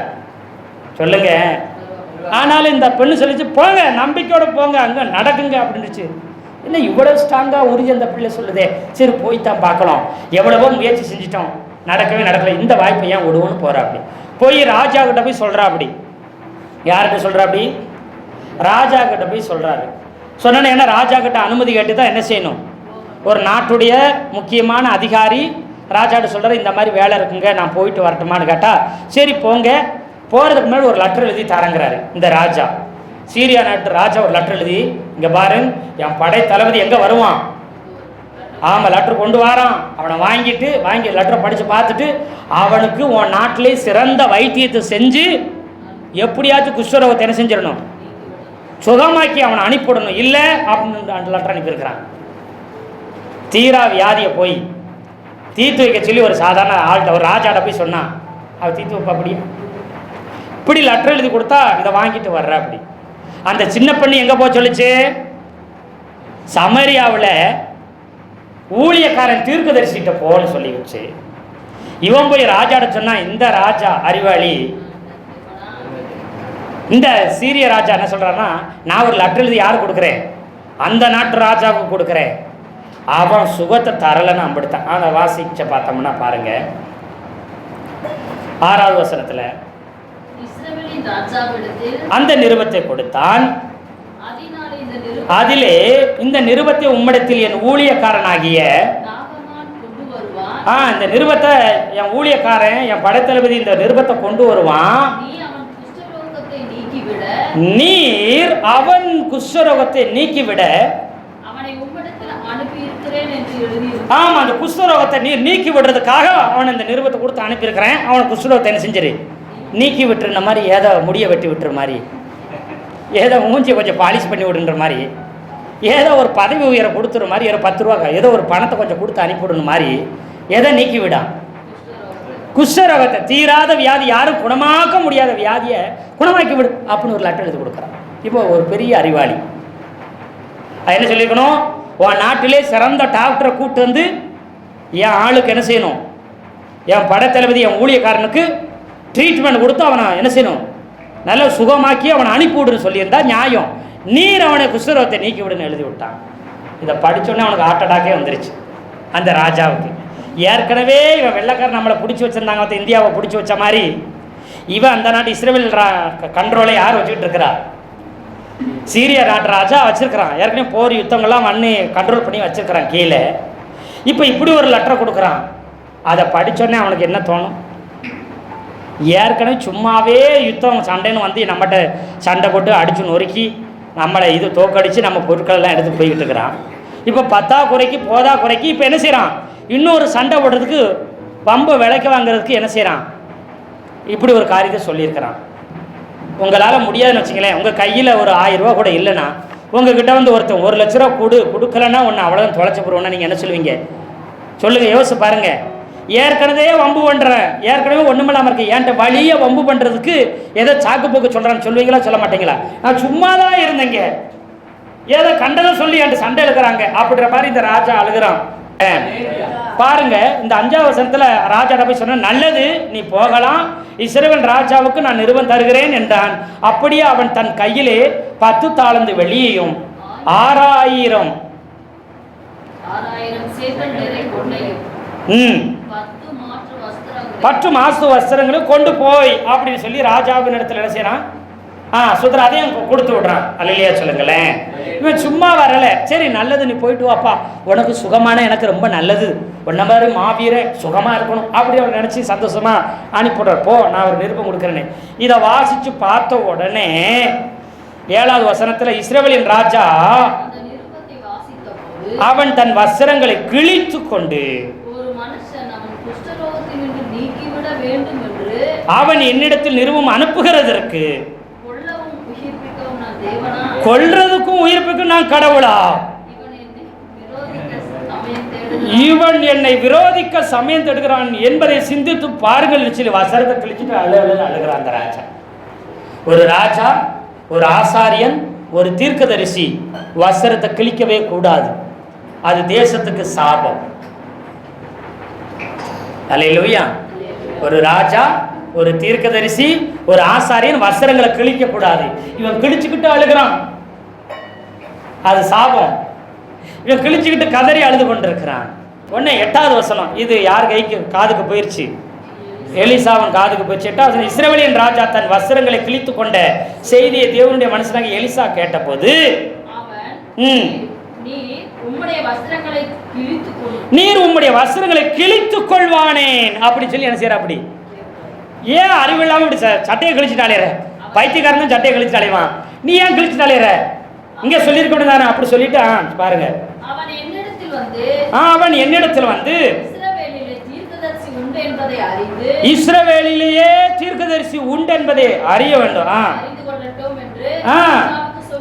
ராஜாவுக்கு சொல்லி அனுப்புறான். நீ பைத்தியகாரமாக கிழிச்சுட்டு அலையாத, இஸ்ரவேலின் தேவனின் தீர்க்கதரிசி ஒருத்தர் இருக்கிறார், இஸ்ரவேலின் தேவனாகிய கர்த்தரின் ஊழியக்காரர் ஒருத்தர் இங்க இருக்கிறான், அப்ப நம்ம அறிஞ்சுக்கிட்டோம். அவன் என்ன செய், எங்க அனுப்பிவிடு, நீ கிழிச்சுட்டு அலையாத அப்படின்னு சொன்னா உடனே என்ன செய்யற, அப்படி அனுப்பிவிடுற. அப்படி அல்லையா சொல்லுங்களேன். உடனே ராஜா சொல்ற, எப்பா படைத்தலைவனே நாகமானே, நான் டாக்டர் எல்லாம் கிடையாது, டாக்டர்கிட்ட படித்ததும் நான் ஒரு ராஜா, நாட்டை ஆளத்தான் செய்வேன், யுத்தம் பண்ணத்தான் செய்வேன், சுகமெல்லாம் ஆக்க தெரியாது. நீ போக வேண்டிய இடம் எங்கே இல்லை, எங்கே போகணும், தயவு செய்து ஊழியக்காரன் தீர்க்கதரிசி ஒருத்தர் எளியா இருக்கிறான், அங்கே போன்னு சொல்லி அனுப்பிவிடுறான். உடனே இங்கே நாகமான் ஒருத்தர் வேகமாக வந்த உடனே அந்த நாடே, அந்த தேசமே, அந்த ராஜாவே, அதிகாரிகளை, பிரபுக்களை ஓடி வர்றாங்க. எதுக்கடா மறுபடி வராங்க, இப்போதான் சண்டை போட்டு நம்ம ஜனங்களெல்லாம் சிறப்பிடிச்சு கொண்டு போனாங்க, இங்கே இருக்கிற பொருட்களெல்லாம் எடுத்துக்கொண்டு போனாங்களே, நம்மளை அடிமைப்படுத்தி வச்சு போனோம், மறுபடியும் எதுக்கு வந்தான் அப்படி எல்லாம் பயந்து நடுங்கி, என்னாச்சுங்க ஏன் வந்தீங்கன்னு தடால் படால் ஓடி போய் ராஜா அரண்மனையில் வரவேற்கிறாங்க. இங்க பாருங்க 9வது வசனம் 10வது வசனத்தை வாசிக்கும்படி அன்போடு கேட்கிறேன். அப்படியே நாகமான் தன் குதிரையோடும் ரதத்தோடும் அந்த எலிசாவின் வாசற்படியிலே நின்றான். அப்போ இவன் என்ன செய்யறானா, அதை கேட்டுட்டு உடனே என்ன செய்யறான், நாகமான் குதிரைகளோடும் ரதத்தோடையும் எலியாவின் வாசப்படியில், அவன் வீட்டு வாசப்படியில் வந்து என்ன செய்யறான். அப்பொழுது எலிசா அவனிடத்தில் ஆள் அனுப்பி, நீ போய் அப்பொழுது உன் மாம்சம் மாறி நீ சுத்தமாவா என்று சொல்ல சொன்னான். அல்லேலூயா சொல்லுங்களேன். அல்லேலூயா. இப்போ அங்க ராஜா அரண்மனைக்கு நாகமான் போனா ஊரே, நாடே, சிட்டியே திறந்து ஓடுது. ஏங்கோ படைத்தளபதி நாகமான், எதுக்கு திரும்ப வந்தீங்க, என்ன பிரச்சனைங்க, நாங்க ஒன்றும் பண்ணலைங்க, ஏன் வந்தீங்க, எதுக்கு வந்தீங்க, ராஜாக்கள் இருந்து அதிகாரிகள் இருந்து எல்லாம் பதறிட்டு ஓடுறாங்க. அதே மாதிரி அதே கம்பீரத்தோடு அப்படின்னு எங்க வர அப்படி எலிசா வீட்டுக்கு வர அப்படி. அங்க வந்தா ஒரு பையில காணும். ரொம்ப முக்கியமா யார் வரல? எலிசா வெளியில கூட வரல. உடனே உங்களுக்கு என்ன வரும்? அந்த நிலைமையில் நம்ம இருந்து நமக்கு எவ்வளவு டென்ஷன் ஆகும். நான் இந்த நாடே பயப்படுது, என் பேரை கேட்டாலே சும்மா பயப்படுறாங்க. தம்மா துண்டு ஆளு, விட ஒரு பெரிய ஆளு, ஒரு பாஸ்ட், ஒரு ஊழியக்காரர், ஒரு தீர்க்கதரிசி, நாடே பார்த்து பயப்படுது. எங்க சீரிய நாடு என்னை பார்த்து பயப்படும், இந்த இஸ்ரேல் நாடு என்னை பார்த்து பயப்படுது, சுத்தி இருக்கிற நாடெல்லாம் என் பேரை கேட்டா பயப்படுது, ஓடி வருது. நான் வர்றேன்னு கேட்டாலே என்ன செய்யுது, முன்னாடியே வந்து காத்து இருக்கிறாங்க. இந்த ஆளு மட்டும் என்ன செய்யல, வெளியில வந்து முகம் கொடுத்து கூட என்கிட்ட பேசல. அவருக்கு டென்ஷன் ஆயிடுச்சு. வாசப்படியில் வந்து என்ன சொல்றாரு, கரெக்டா எலிசா வெளியில பார்க்கல. உடனே சொல்றாரு, அவன் வந்திருக்கிறான், எலிசா நாகமான் வந்திருக்கிறான், அவனை போய் யோர்தான் நதின்னு இருக்குது, ஆறு இருக்குது, அங்க போய் என்ன செய்ய 7 தரம் போய் முங்கி குளிக்க சொல்லுப்பா அவனை அப்படின்ட்டாரு.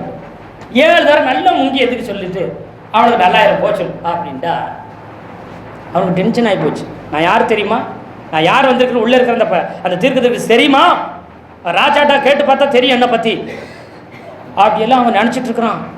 எலிசா ஓடி போய், படைத்தளபதி நீங்களா, வாங்க வாங்க வாங்க, உங்களுக்கு தான் 2 மணி நேரமாக நான் காத்துக்கிட்டு இருந்தேன், என்ன இவ்வளோ நேரமாகி போச்சு. இல்லை இல்லைங்க, குதிரை கொஞ்சம் கோளாறு பண்ணிருச்சு அப்படி சொல்லிட்டு இருக்கிற வரைக்கும், இல்லைங்க நீங்கள் வர்றதுக்குள்ளே இங்கே பூச்செண்டு ரெடி பண்ணிட்டோம், இங்கே கார்பெட்டு 2 கார்பெட்டு மேட்டை விரிச்சிட்டோம், இங்கிட்டு பார்த்தா 4 பேர் வரவேற்புக்கு மோளம் தட்டுக்கு 5 பேரை அங்கே நிப்பாட்டிட்டோம், இங்கிட்டு உங்களுக்கு பூச்செண்டு பூ போட்டி தூவுறது வரவேற்கிறதுக்கு எல்லாத்தையும் ஆளை கூட்டத்து செட் பண்ணிட்டேங்க நீங்கள் வர்றதுக்குள்ளே அப்படி சொல்லியிருப்பாங்க இந்த காலத்தில்.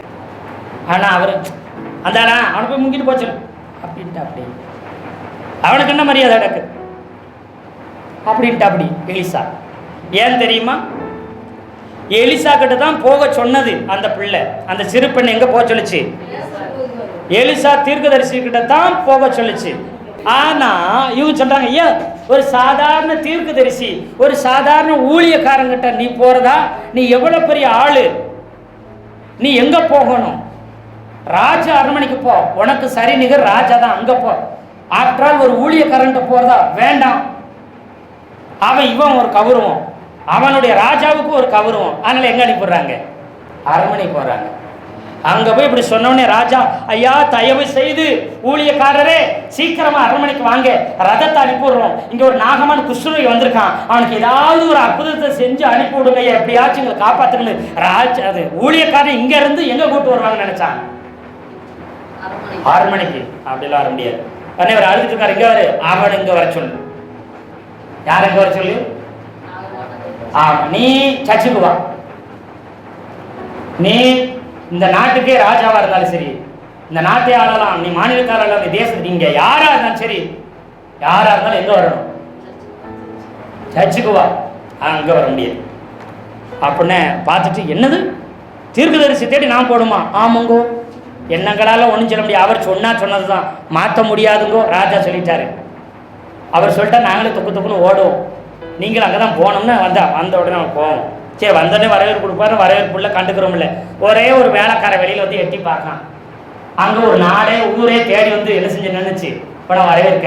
இங்கே ஒருத்தர் எட்டி பார்க்குறான், அவன் கூட லேட்டாக வந்து எட்டி பார்க்குறான், ஒரு சொன்னதுக்கப்புறம் தான் வந்து எட்டி பார்க்குறான், வந்து சொல்கிறான் வெளியில் வந்து நின்று 11ஆம் வசனத்தில் கடும் கோபம் கொண்டான். என்ன கோபம் வந்துருச்சு, பயங்கர டென்ஷன் ஆயிடுச்சு. எனக்கு மட்டும் நல்லா ஆகல பாஸ்டர், ஒன்று அப்புறம் இருக்குது வேலை, போய் ஒருவேளை சுகம் ஆகுதான்னு பார்க்குறேன், அப்படி கோபத்தில் போகிறான். எனக்கு மரியாதை கொடுக்கல, என்னை கண்டுக்கல. ஏன் கடுங்கோபம் கொண்டானா, அவன் வெளியே வந்து நின்று தன் தேவனாகிய கர்த்தருடைய நாமத்தை தொழுது, அவன் அந்த நாகமன் சொல்றான், பாஸ்டர் வெளியில ஒடியாந்து ஆண்டவரே சோத்திரம் சோத்திரம் சோத்திரம் சோத்திரம் சோத்திரம் அல்லேலூயா சோத்திரம் சோத்திரம் ஜெபம் பண்ணி ஓடுவாருங்க. அந்த இடத்துல சொல்றான், எந்த இடத்த, குஷ்டரோகம் இருக்கிற இடத்தெல்லாம் தூடணுமா, இயேசுவின் நாமத்துல ஆண்டவரே சோத்திரம் சுகமாகட்டும் சுகமாகட்டும் கர்த்தாவே யெகோவாவே அப்படி சொல்லி என்ன செய்யணுமா, பாஸ்டர் வெளியில ஒடியாந்து தலையில இருந்து கால் வரைக்கும் குஷ்டத்தெல்லாம் தொட்டு தொட்டு தொட்டு தொட்டு தொட்டு என்ன செய்யணுமா. இவன் குஷ்டம் இருக்கிறது வாயை திறந்து குஷ்டத்தில் தொட்டுன்னு சொல்ல மாட்டானா, அந்த இடம்னு சிம்பாலிக்கா சொல்றான், வெளியே சொல்றதுக்கு வெக்கக்கேடு. ஆனா பாஸ்டர் வந்து என்ன செய்யணுமா, ஊழியக்காரன் தொட்டு தொட்டு ஜெபம் பண்ணணுமா, வந்து வெளியில் ஓடியாந்து ஜெபம் பண்ணி தொட்டு சுகமாக்குவான்னு நீக்கி விடுவான், குசுரத்தை நீக்கி விட நான் நினச்சிட்டு இருந்தா இவன் போய் இவர் போய் என்ன செய்கிறாரு, நான் போய் குடிக்கிறதுக்கு தண்ணி இல்லாமல் இங்கே வந்திருக்கிறேன். நான் கோயம்புத்தூரில் சிறுவாணி தண்ணியில் குளித்தேன், நான் வெள்ளப்பையில் வெந்து போய் இடத்துக்கு வந்திருக்கிறேன். இங்கே போய் இங்கே ஓரமாக ஓடுற ஒரு வாய்க்கால் புதுப்பையில் போய்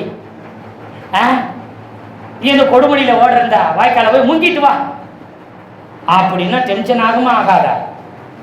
நான் கோவை குற்றாலத்திலையும் சிறுவாணி தண்ணியிலும் டைரக்டா மூலிகை தண்ணியில குளிச்சு எஞ்சி வந்தவனாக்கும். என் ஊர்ல காலமுள்ள வருஷம் முழுக்க ஆறுல நதி ஓடும், அவ்வளவு கண்ணாடியா தண்ணி இருக்கும், பளிங்கு மாதிரி தண்ணி. இங்க பார்த்தா சாக்கடை ஓடுதா தண்ணி ஓடுதானே தெரியல, சுத்தமா இல்லை, கலங்கலா இருக்குது. இந்த தண்ணியில நான் குளிக்கிறதுக்காக வந்திருக்கிறேன். இந்த பாஸ்டுக்கு கொஞ்சமாச்சும் புத்தி இருக்குதா? நம்மன்னா கேட்டிருக்க மாட்டோமா? இல்லைன்னா அங்கிட்டு போய் திட்டாச்சும் போயிருப்போம், சொல்லியிருப்போம், 4 பேரை சொல்லிட்டு போயிருப்போம். இப்படி ஒரு ஆள் எப்படி பாஸ்டா இருக்கிறாரு கவனிச்சு பாருங்க. நான் ஸ்நானம் பண்ணி சுத்தமாகிறதுக்கு இஸ்ரவேலின் தண்ணீர்கள் எல்லாவற்றை பார்க்கலும் தமஸ்குவின் நதிகள் ஆப்னாவும் பர்பாரும் நல்லதல்லவோ என்று சொல்லி உக்கிரத்தோடே திரும்பி போறான். ஆனாலும் எது தடுக்குது? எப்படியாச்சும் இந்த நோய் சுகமாகனு ஒரு கடைசி வாய்ப்பு, இதை முயற்சி செஞ்சுதான் பார்ப்போம்னு அப்படி ஒரு கோபமும் அவனுக்கு இருக்குது. அதை விட முங்கலாமா வேணாமா வீட்டுக்கு திரும்பி போயிடலாமான்னு நினைக்கிறான். அப்பதான் பக்கத்தில் இருக்கிற ஊழியக்காரன் அவனுடைய வேலைக்காரன் சொல்றான், அவன் ஊழியக்காரன் சமீபத்தில் வந்து அவனை நோக்கி, தகப்பனே அந்த தீர்க்கதரிசி ஒரு ஊர் முழுக்க பணத்தை கொண்டு வான்னு சொல்லியிருந்தா, நகையை கொண்டு வான்னு சொல்லியிருந்தா அதை செஞ்சிருப்ப. எமயமலையை பேர்த்து கொண்டு வந்து வெள்ளக்கோயில வைனா கூட பேர்த்து கொண்டு வந்து வச்சிருப்பேன். ஆனா சாதாரண காரி போய் முங்கி தண்ணியில குளிர்தான்னு சொன்ன. அப்படி அப்பொழுது சுத்தமாவீர் என்று அவர் உம்மோட சொல்லும்போது அது செய்ய வேண்டியது எவ்வளவு கஷ்டம் உங்களுக்கு, ரொம்ப சிம்பிள் தான் அப்படின்னு வேலைக்காரன் சொல்றான். எத்தனையோ செஞ்சீங்கல்ல, ஆயில்மெண்ட் போடுங்க, ட்ரீட்மெண்ட் எடுங்க, அப்படியே எண்ணெயில் குளிங்க, அப்படியே உருளுங்க பெறலுங்க, இதை சாப்பிடுங்க, பட்னி கிடங்க, அப்படி பண்ணுங்க இப்படி பண்ணுங்க, என்னென்னமா பண்ணுங்கன்னு எல்லா நாட்டிலும் போய் செஞ்சீங்கல்ல, எல்லா ட்ரீட்மெண்ட் எடுத்தீங்கல்ல, என்ன சொன்னாலும் என்ன செய்யும் 40 நாள் பட்னி கிடனாலும் கடந்துடுறீங்க. அந்த புண்ணுகளை சுத்தம் பண்ணுறேன்னு சொல்லி என்னமெல்லாம் பண்ண பொழுதும் அந்த வேதனையெல்லாம் உச்சபட்ச வேதனை தாங்கிட்டு இருந்தீங்க. எவ்வளவு பணம் கட்டுறோம் போய் கொட்டி குவிச்சிங்க, அதெல்லாம் உங்களுக்கு பெருசாவே சுகமானா போதும் அப்படின்னு நினச்சிங்க. இது உங்கள்கிட்ட காசு கேட்டாங்களா, பணம் கேட்டாங்களா, இல்லை ஒரு ஜனங்களை கொண்டு வந்து என் வேலைக்கு கொடுனாங்களா, இல்லை பணத்தை பொருளை வந்து கொட்டுனாங்களா, செய்ய முடியாத காரியத்தை செய்ய சுகமாக்குறேன்னு சொன்னாங்க. நதி இருக்குதான், அங்கே போய் 7 தரம் என்ன செய்யுங்க, மறந்துடாமல் எண்ணிக்கிட்டே 7 தரம் முங்கி என்ன செஞ்சிருங்க. இது உங்களுக்கு அவ்வளோ கஷ்டமாக போச்சா அப்படின்னு அந்த வேலைக்கார சொல்கிறேன். அல்லையே சொல்லுங்களேன். இப்போ இந்த நாகமானுக்கு வரும்பொழுது நான் யார் என்று சொன்னால் மிகப்பெரிய படை தளபதி, இந்த நாடே என்னை பார்த்து பயப்படணும் கௌரவம் இருந்துச்சு அவனுக்கு. நான் யார் தெரியுமான்னு பெருமை இருந்துச்சு அவனுக்கு. இருந்துச்சா இல்லைங்களாங்க? என்ன இருந்துச்சு? பெருமை இருந்துச்சு. பெருமையில் எனக்கு கர்த்தர் என்ன செய்யறாரு? எதிர்த்து நிற்கிறார். இந்த நாகமானை குறித்து தான் இந்த சீரியா தேசத்துக்கு ரட்சிப்ப நாகமான் வழியை கட்டளை இட்டாலும் இவனுக்குள்ள உச்சபட்ச வியாதி, உச்சபட்ச வேதனை, குஷ்டரோகம் இருக்குது. அல்லேலூயா. ஏன்? இவனுக்குள்ள பெருமை இருந்தது, தலைக்கணம்னு இருந்தது, பெருமை. நான் யார் தெரியுமா அப்படின்னு அங்கே போய் நிற்கிறான். இங்கே வந்து நான் வந்திருக்கிறேன், ஏன் இந்த பாஸ்டர் வெளியில் வர மாட்டாரா? பெருமை. என்னை தொட்டவர் சுகமாக்க மாட்டாரா? என்னை தொடரதே அவருக்கு புண்ணியங்க, நான் எவ்வளோ பெரிய ஆள், என்கிட்ட வந்து நிற்கிறதே, என்கிட்ட பேசுறதே பெரியதுங்க தெரியுமா அப்படின்னு ஒரு பெருமை. அப்புறம் ஊரை குறித்து ஒரு பெருமை. என்னங்க ஊர், என்னங்க சர்ச்சு, எங்கள் ஊரில் நிறைய பேர் சொல்லுவோம், எங்கள் ஊரில் கால் வச்சா சர்ச்சு வழுக்கும். ஏன் பாசம் பிடிச்சா கிடக்குது? இல்லை, டைல்ஸ். சும்மா கட்டடம் பார்த்தீங்கன்னா சும்மா அவ்வளோ அருமையாக இருக்கும். ஜனங்க பார்த்தீங்கன்னா சும்மா கூட்டமாக பூஞ்சி வாசப்படியிலேயே நிற்போம். இது வாசப்படியில் நிற்கிறது பெருமை. இங்கே வந்து உள்ள நல்ல இடத்துல உட்காரதுக்கு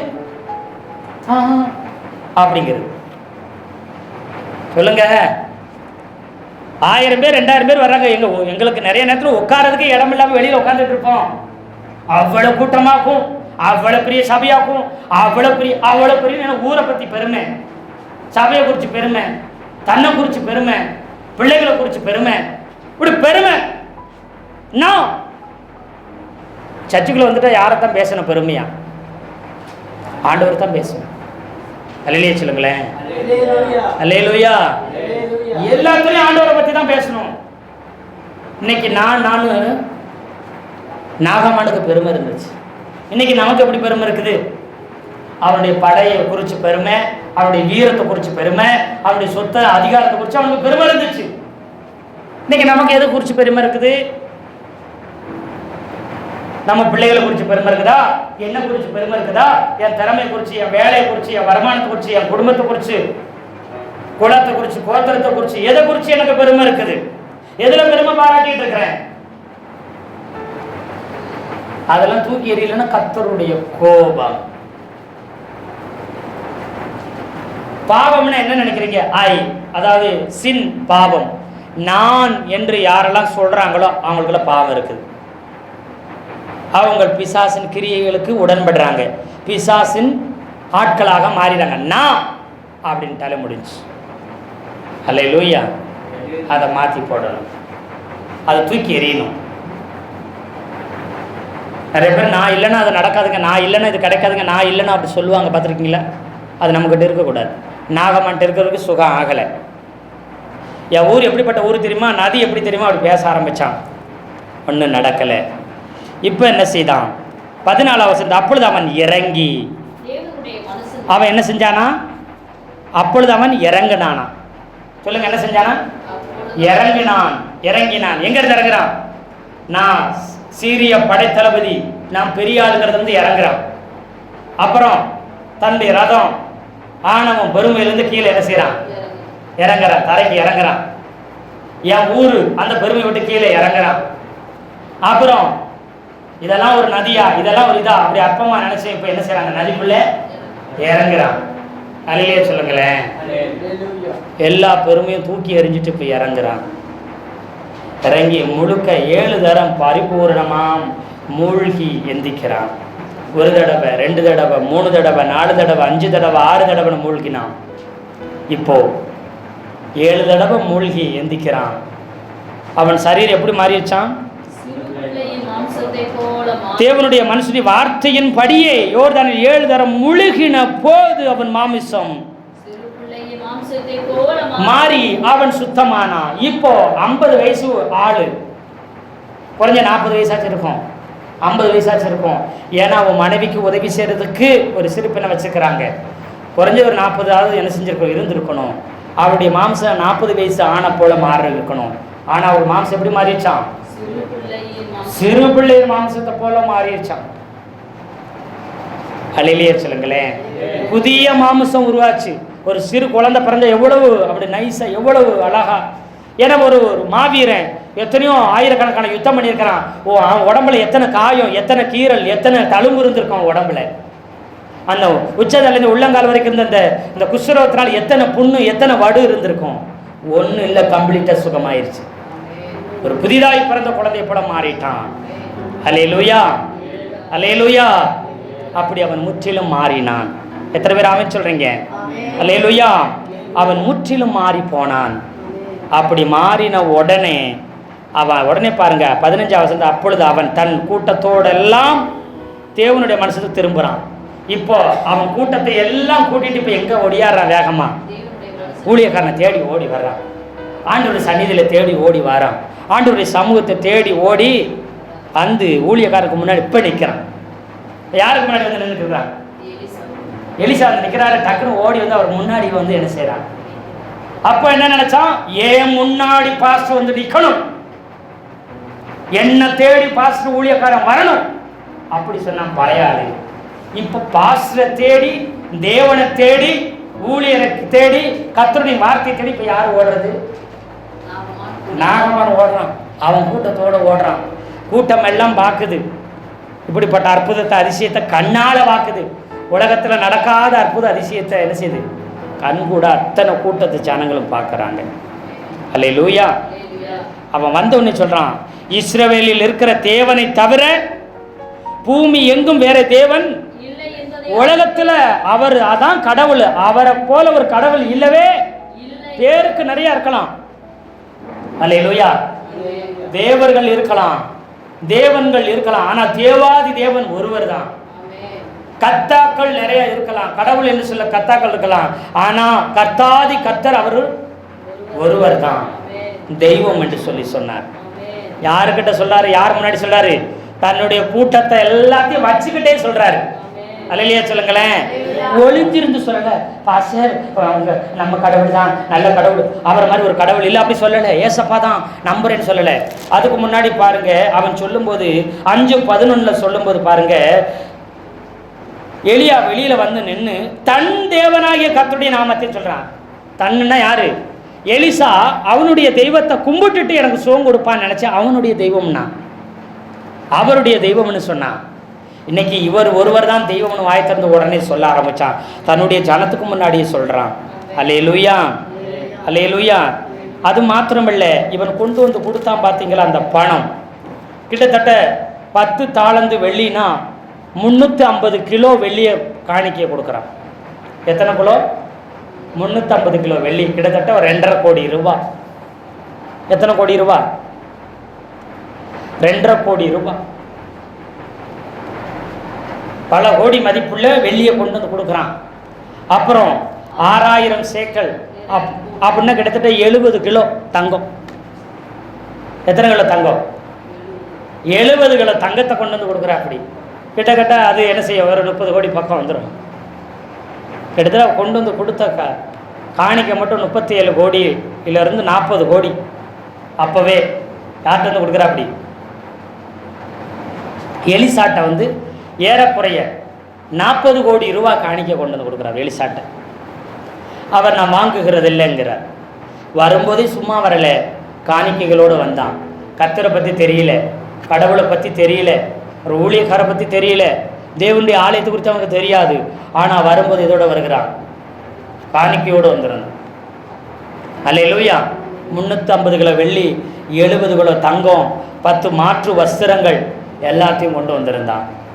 அதை எலிசா சொல்கிறார், இல்லை வாங்கிறது இல்லை அப்படி சொல்லி, இல்லை கர்த்தர் வாங்க வேணான்னு சொல்லிட்டாருன்னு சொல்லி அவர் அனுப்பி விடுறார். இப்போ அனுப்பிவிடும்போது நம்ம ஆளுகளுக்கு உடனே கோவம் வந்திருக்கும். வந்ததுலேருந்து இந்த பாஸ்ட் பயங்கரமான என்ன செய்கிறாரு, இவர் பெரிய தலைக்கரம் முடிச்சவராக இருப்பார். இருக்கும் ஜெபம் பண்ணிட்டு போகும்போது இது ஒரு காணிக்கை கொடுத்தா காணிக்கை கூட வாங்காமல் போகிறாரு. இவருக்கு ரொம்ப கௌரவம் முடிச்ச பாஸ்டாக தான் இருப்பார். இருக்கும் இவ்வளோ கொடுத்துருக்கு, இதுவும் பத்தலையே, இதுக்கு மேலே ஒருவேளை இந்த ஊழியக்காருக்கு வேணுமோ என்னமோ தெரியலையே.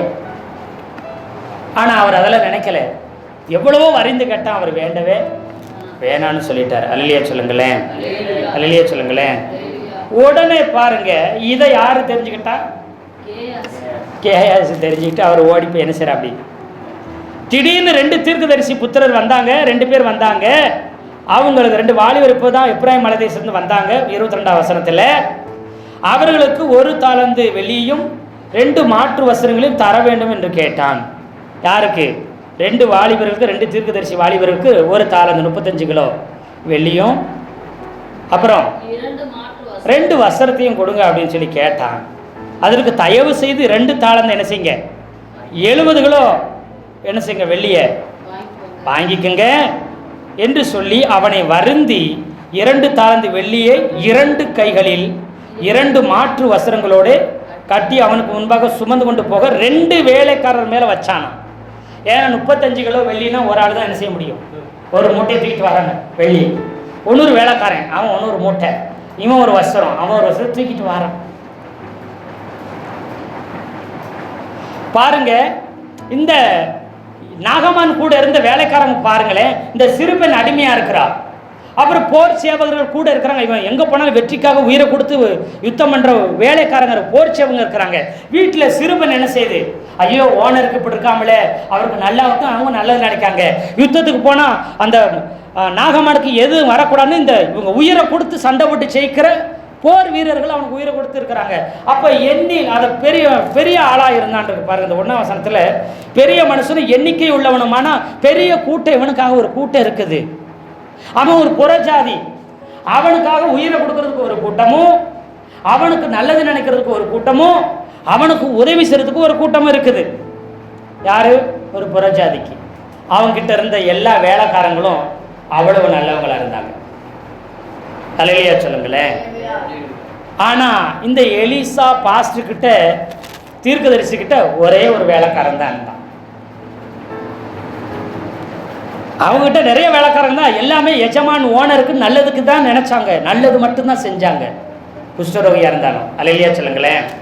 ஆனா இங்க இந்த தீர்க்கதரிசி கிட்ட ஒரே ஒரு வேலைக்காரன் இருந்தான். அவன் எப்படி இருந்தான்? மரத்துக்கு எங்க இருங்க மரம் இருக்குன்னா அந்த மரத்து பக்கத்தை அடியை தோண்டி வேற வெட்டி சுடுதண்ணி ஊத்துற மாதிரி இருந்தான். ஒரு மரம் இருக்குன்னா குழி தோண்டி அடிமரத்து வேற வெட்டி சுடுதண்ணி ஊற்றி விடுற மாதிரி இங்க கேஆர்சி என்ன செய்யறான்? இவர் வேண்டவே வேணான்னு சொல்லிட்டா, தீர்க்கதரிசி வரவே இல்லை, 2 வாலிபர் வரல, இவர் வேணான்ட்டாரு. ஆனா நாளைக்கு என்ன ஆயிரும்? இந்த காணிக்கை வாங்குறதுக்காகத்தான் இப்படிப்பட்ட அற்புதத்தை எலிசா செஞ்சிருக்கிறாரு. இவ்வளவு பெரிய கோடிக்கணக்கான பணத்தை யாரும் இது வரைக்கும் வந்து கொடுக்காதனால எலிசா என்ன செய்யல? குஷ்டரோகிகளுக்கு சுகத்தை தரல, ஜெபம் பண்ணி சுகத்தை அற்புதத்தை வாங்கி தரல. பெரிய அமௌண்ட் கொடுத்தா தான் இவர் என்ன செய்வாராம்? சொல்லுங்க. பணக்காரங்க கோடீஸ்வரங்க பெரிய பெரிய ஆளுக்கு தான் இவர் ஜெபம் பண்ணி சுகத்தை விடுதலைய வாங்கி தருவாரு, காசுக்காக அப்படின்னு சொல்லி கர்த்தருடைய நாமம் என்ன செஞ்சிடக்கூடாது அப்படின்னுக்காக வேணவே வேணாம். இந்த 37 கோடி ரூபா 40 கோடி சொத்து எனக்கு தேவையே இல்லைட்டான்.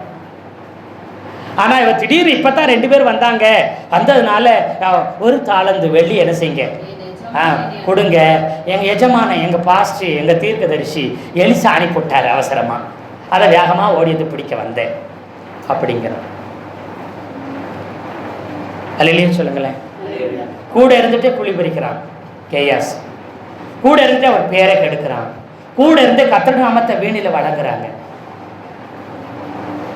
இந்த எலிசாவுக்கு அப்புறம் இந்த கேயாசி தான் என்ன செஞ்சிருக்கணும்? ஊழியக்காரனாக இருந்திருக்க வேண்டும்.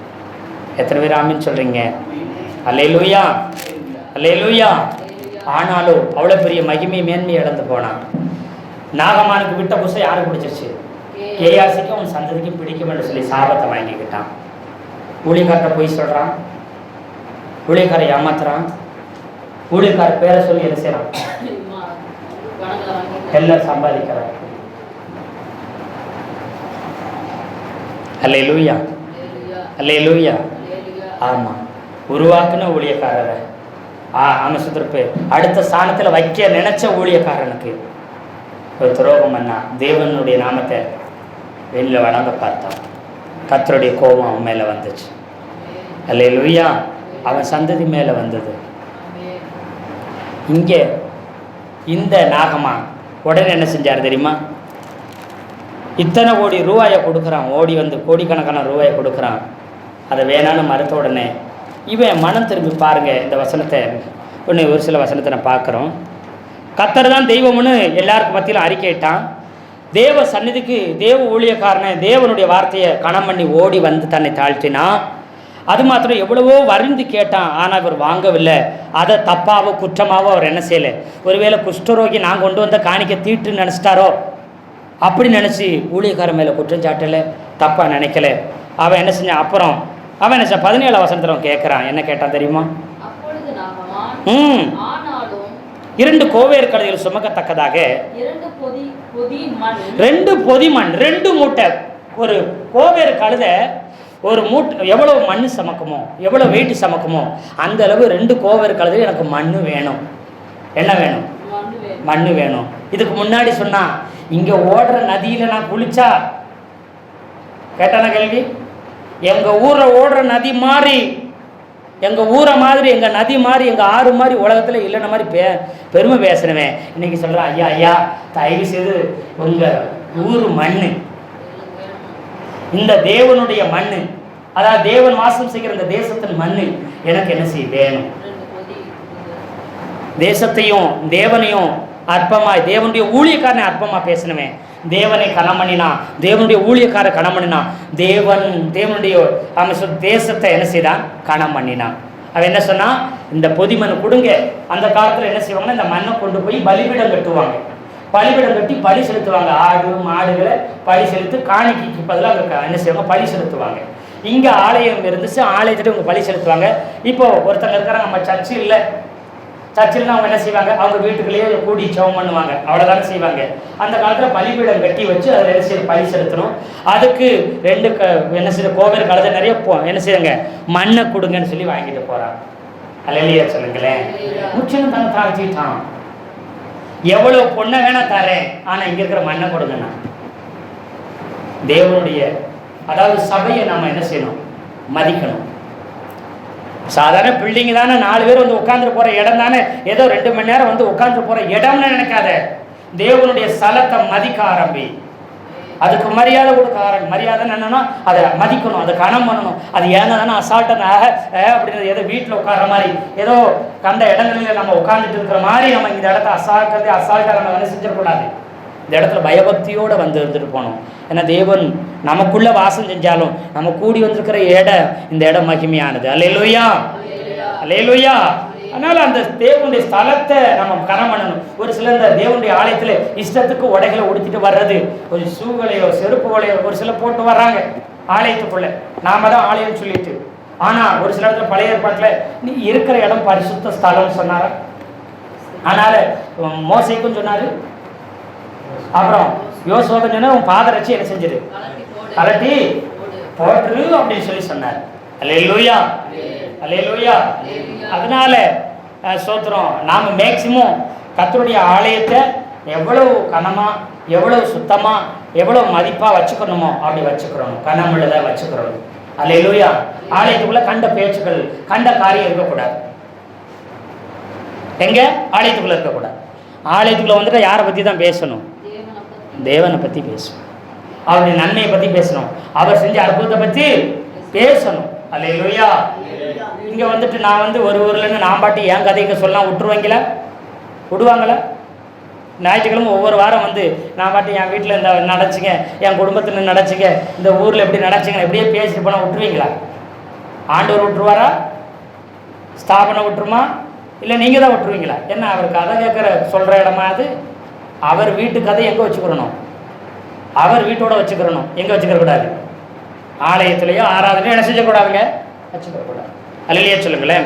அப்போ அது ஒரு மரியாதைக்குரிய தேவன் அசைவாடுகிற இடமா, அதை நம்ம என்ன செய்யணும், நம்ம கனம் பண்ண வேண்டும். அல்லேலூயா. அற்பமாக பார்த்தான், இன்னைக்கு அற்புதமாக என்ன செய்கிறாங்க. 4 பேர் இருக்கிறாங்க, 5 பேர் இருக்கிறாங்க, 10 பேர் இருக்கிறாங்க. சபை அற்பமாக 4 பேர் வந்தாலும் அதே ஆண்டவர் தான் வந்திருக்கிறாரு.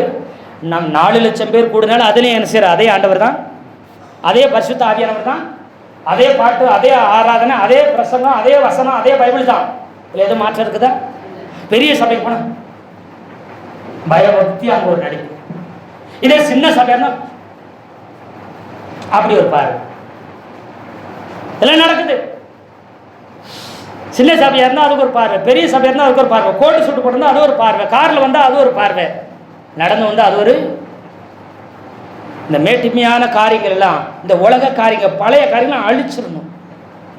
இதெல்லாம் பழையவைகள் ஒளிஞ்சிடணும், ஒளிந்து போயிடணும். நம்ம ஒளிச்சு வச்சிருக்கிறோம். ஒளிஞ்சிருச்சா? ஒளிச்சு வச்சிருக்கிறோமா? சொல்லுங்க. முன்னாடி பார்த்தா டெரரா இருந்த நாகமான் இப்போ ஐ சரண்டர் ஆல் ஜீசஸ்ன்னு முழுசா சரண்டர் ஆயிட்டான். அல்லேலூயா. 18ஆம் வசனத்தை வாசி பார்த்தீங்கன்னா, ஆமா ஒரு காரியத்தை மட்டும் கேட்குறேன். ரிம்மன் கோயில ராஜா போய் அவர் தெய்வத்தை அவர் வணங்குவார். அப்போ நான் தோல் கொடுக்கணும், கை கொடுத்து என்ன செய்ய, அவர் குனிய போட்டு நானும் குடிவேன், அவருக்கு கொடுங்க நானும் நம்புருவேன். அப்போ நான் அந்த தெய்வத்தை வணங்குகிறத கர்த்தர் என் மேல என்ன செய்யக்கூடாது, கோபப்பற்றக்கூடாது. நான் ஒரு படைத்தளபதியா இருக்கிறேன், அவருக்கு சரி நிகர் மதிக்கப்படுற உண்மைதான். ஆனா இந்த காரியத்துல ராஜா என்னையை தான் உதவி செய்ய சொல்லுவாரு, வேற யாரையும் அலோவ் பண்ண மாட்டாரு. அதனால இதை என்னால் தவிர்க்க முடியாது, நான் போய் அவர்களுக்கு கையில கொடுக்கணும். அதனால நான் அந்த தெய்வத்தை, அந்த இதை நான் வணங்குறேன்னு கர்த்தர் தவறாக எண்ணிக்கொள்ளக்கூடாது, என்னை மன்னிக்கணும். நான் இது வேலையை மட்டும்தான் செய்யறேன், இந்த காரியத்தை மட்டும் நான் செய்யறேன் அப்படிங்கிறேன். அல்லேலூயா சொல்லுங்களேன். அதுல கூட செய்யறதுக்கு முன்னாடி ஆண்டவர் என்ன செஞ்சிட்டோம், மன்னிக்கணும்னு சொல்லி கெஞ்சினான். அல்லேலூயா, அல்லேலூயா, அல்லேலூயா. அப்படி தன்னை முற்றிலும் தாழ்த்தி அங்கிருந்து அவன் கடந்து சென்றான். சமாதானத்தோட போ என்றான். அவன் புறப்பட்டு போனான். அல்லேலூயா. அவன் சமாதானத்தோடு போனான், அவன் சந்தோஷத்தோடு போனான், அவன் சுகத்தோடு போனான், அவர் ஆசீர்வாதத்தோடு போனான், அவன் கனத்தோடு மகிமையோடு தேவனுடைய பிள்ளையாய் அவன் போனான். அல்லேலூயா. குஷ்டரோகியா, பெருமை உள்ளவனா, தன்னை தாழ்த்தாதவனா போனான். ஆனால் இன்னைக்கு என்ன செஞ்சான்? முற்றிலும் தன்னை தாழ்த்தி ஆண்டவருடைய பிள்ளையாய் மாறி போனான். நாகமானுடைய வாழ்க்கையில் இப்படி ஒரு மாற்றம். பழையதெல்லாம் ஒளிஞ்சிருச்சு. கோவப்படுறது, எரிச்சல் படுறது, சந்தேகப்படுறது, குறை சொல்கிறது, அவர் கோல் முட்டுறது, அப்புறம் என்ன செய்கிறது, வேண்டாத காரியங்களை செய்கிறது. இது பழைய ரட்சிக்கப்படாத காலத்தில் இருந்திருக்கலாம். என்றைக்கு ஆண்டுக்குள்ளே வந்துட்டோமோ எல்லாமே என்ன செஞ்சிடணும், ஒளிஞ்சிடணும். பழையவைகள் ஒளிந்து போயினன்னு இருக்குது. நாம் பழையன ஒளிச்சு வச்சுருப்போம். ஒளிஞ்சுன்னா அழிஞ்சு போச்சுன்னு அர்த்தம். நாம் என்ன செஞ்சிடும், ஒளிச்சு வச்சுருக்குறோம். ஒரு சில நேரம் டென்ஷன் ஆச்சுன்னா என்ன சொல்லுவாங்க தெரியுமா? நான் யார் தெரியுமா, முன்னாடி நான் எப்படி இருந்தேன் தெரியுமா, மறுபடி என்ன அப்படி பார்த்துறாதீங்க சொல்லுவாங்க. பார்த்துருக்கீங்களா? முன்னாடி நான் பெரிய ரவுடிங்க, முன்னாடி நான் பெரிய கோபக்காரன், என்ன நான் சர்ச்சுக்கு போயிட்டு இருக்கேன்னு பார்க்குறேன், நான் பைபிளை தூக்கிட்டேன்னு பார்க்குறேன், நான் ஆண்டவரை தேடிட்டு இருக்கேன்னு பார்க்குறேன், இல்லைன்னா என்ன நடக்கும்னு எனக்கே தெரியாதுன்னு என்ன அர்த்தம்? நாம் அப்படி சொல்லிட்டு இருக்கிறோம் நிறைய நேரத்தில். நாம் அப்படி சொல்கிறோன்னா என்ன அர்த்தம்? நமக்குள்ள பழையது என்ன செஞ்சுருக்குதான், ஒளிஞ்சுக்கிட்டு இருக்குது, மறைஞ்சுக்கிட்டு இருக்குது, அழிஞ்சு போகலை, புதியது உருவாகலை. அல்லேலூயா. ஆமாம், பழையது ஒளிஞ்சு போகணும், புதிய மனுஷங்களாக மாறணும். அல்லேலூயா. அப்படி மாறும் பொழுது நம்முடைய வாழ்க்கை மகிமை உள்ளதாய் மாறிவிடும். அல்லேலூயா. கர்த்தர் பயன்படுத்துவார். இயேசுநாதரை சாட்சி சொல்லுவார். எத்தனை பேர் ஆமென் சொல்கிறீங்க? இயேசுநாதரே உங்களை குறித்து சாட்சி கொடுப்பார். பட்டணங்கள் உங்களை குறித்து சாட்சி கொடுக்கும். சமுதாயம் உங்களை குறித்து சாட்சி கொடுக்கும். தேவ மனிதர்கள் மூலமாய் தேவனே உங்களுக்கு என்ன செய்வார்? சாட்சி கொடுப்பார். அப்படிப்பட்ட மகிமுள்ள வாழ்க்கை வாழும்படி கர்த்தர் நமக்கு உதவி செய்வார். எத்தனை பேர் ஆமென் சொல்கிறீங்க? நாமும் நம்முடைய வாழ்க்கையும் அப்படி மாறும்படிக்கு எதெல்லாம் பழசு இருக்குதோ அதை முற்றிலும் ஒழிச்சிருவோம். அல்லேலூயா. முற்றிலும் அழிச்சிருவோம், புதிய சிருஷ்டியாய் மாறுவோம். அல்லேலூயா. கர்த்தர் தாம் இந்த வார்த்தையை கொண்டு நம்ம ஒவ்வொருவரையும் ஆசீர்வதிப்பாராக. ஆமென், ஆமென்.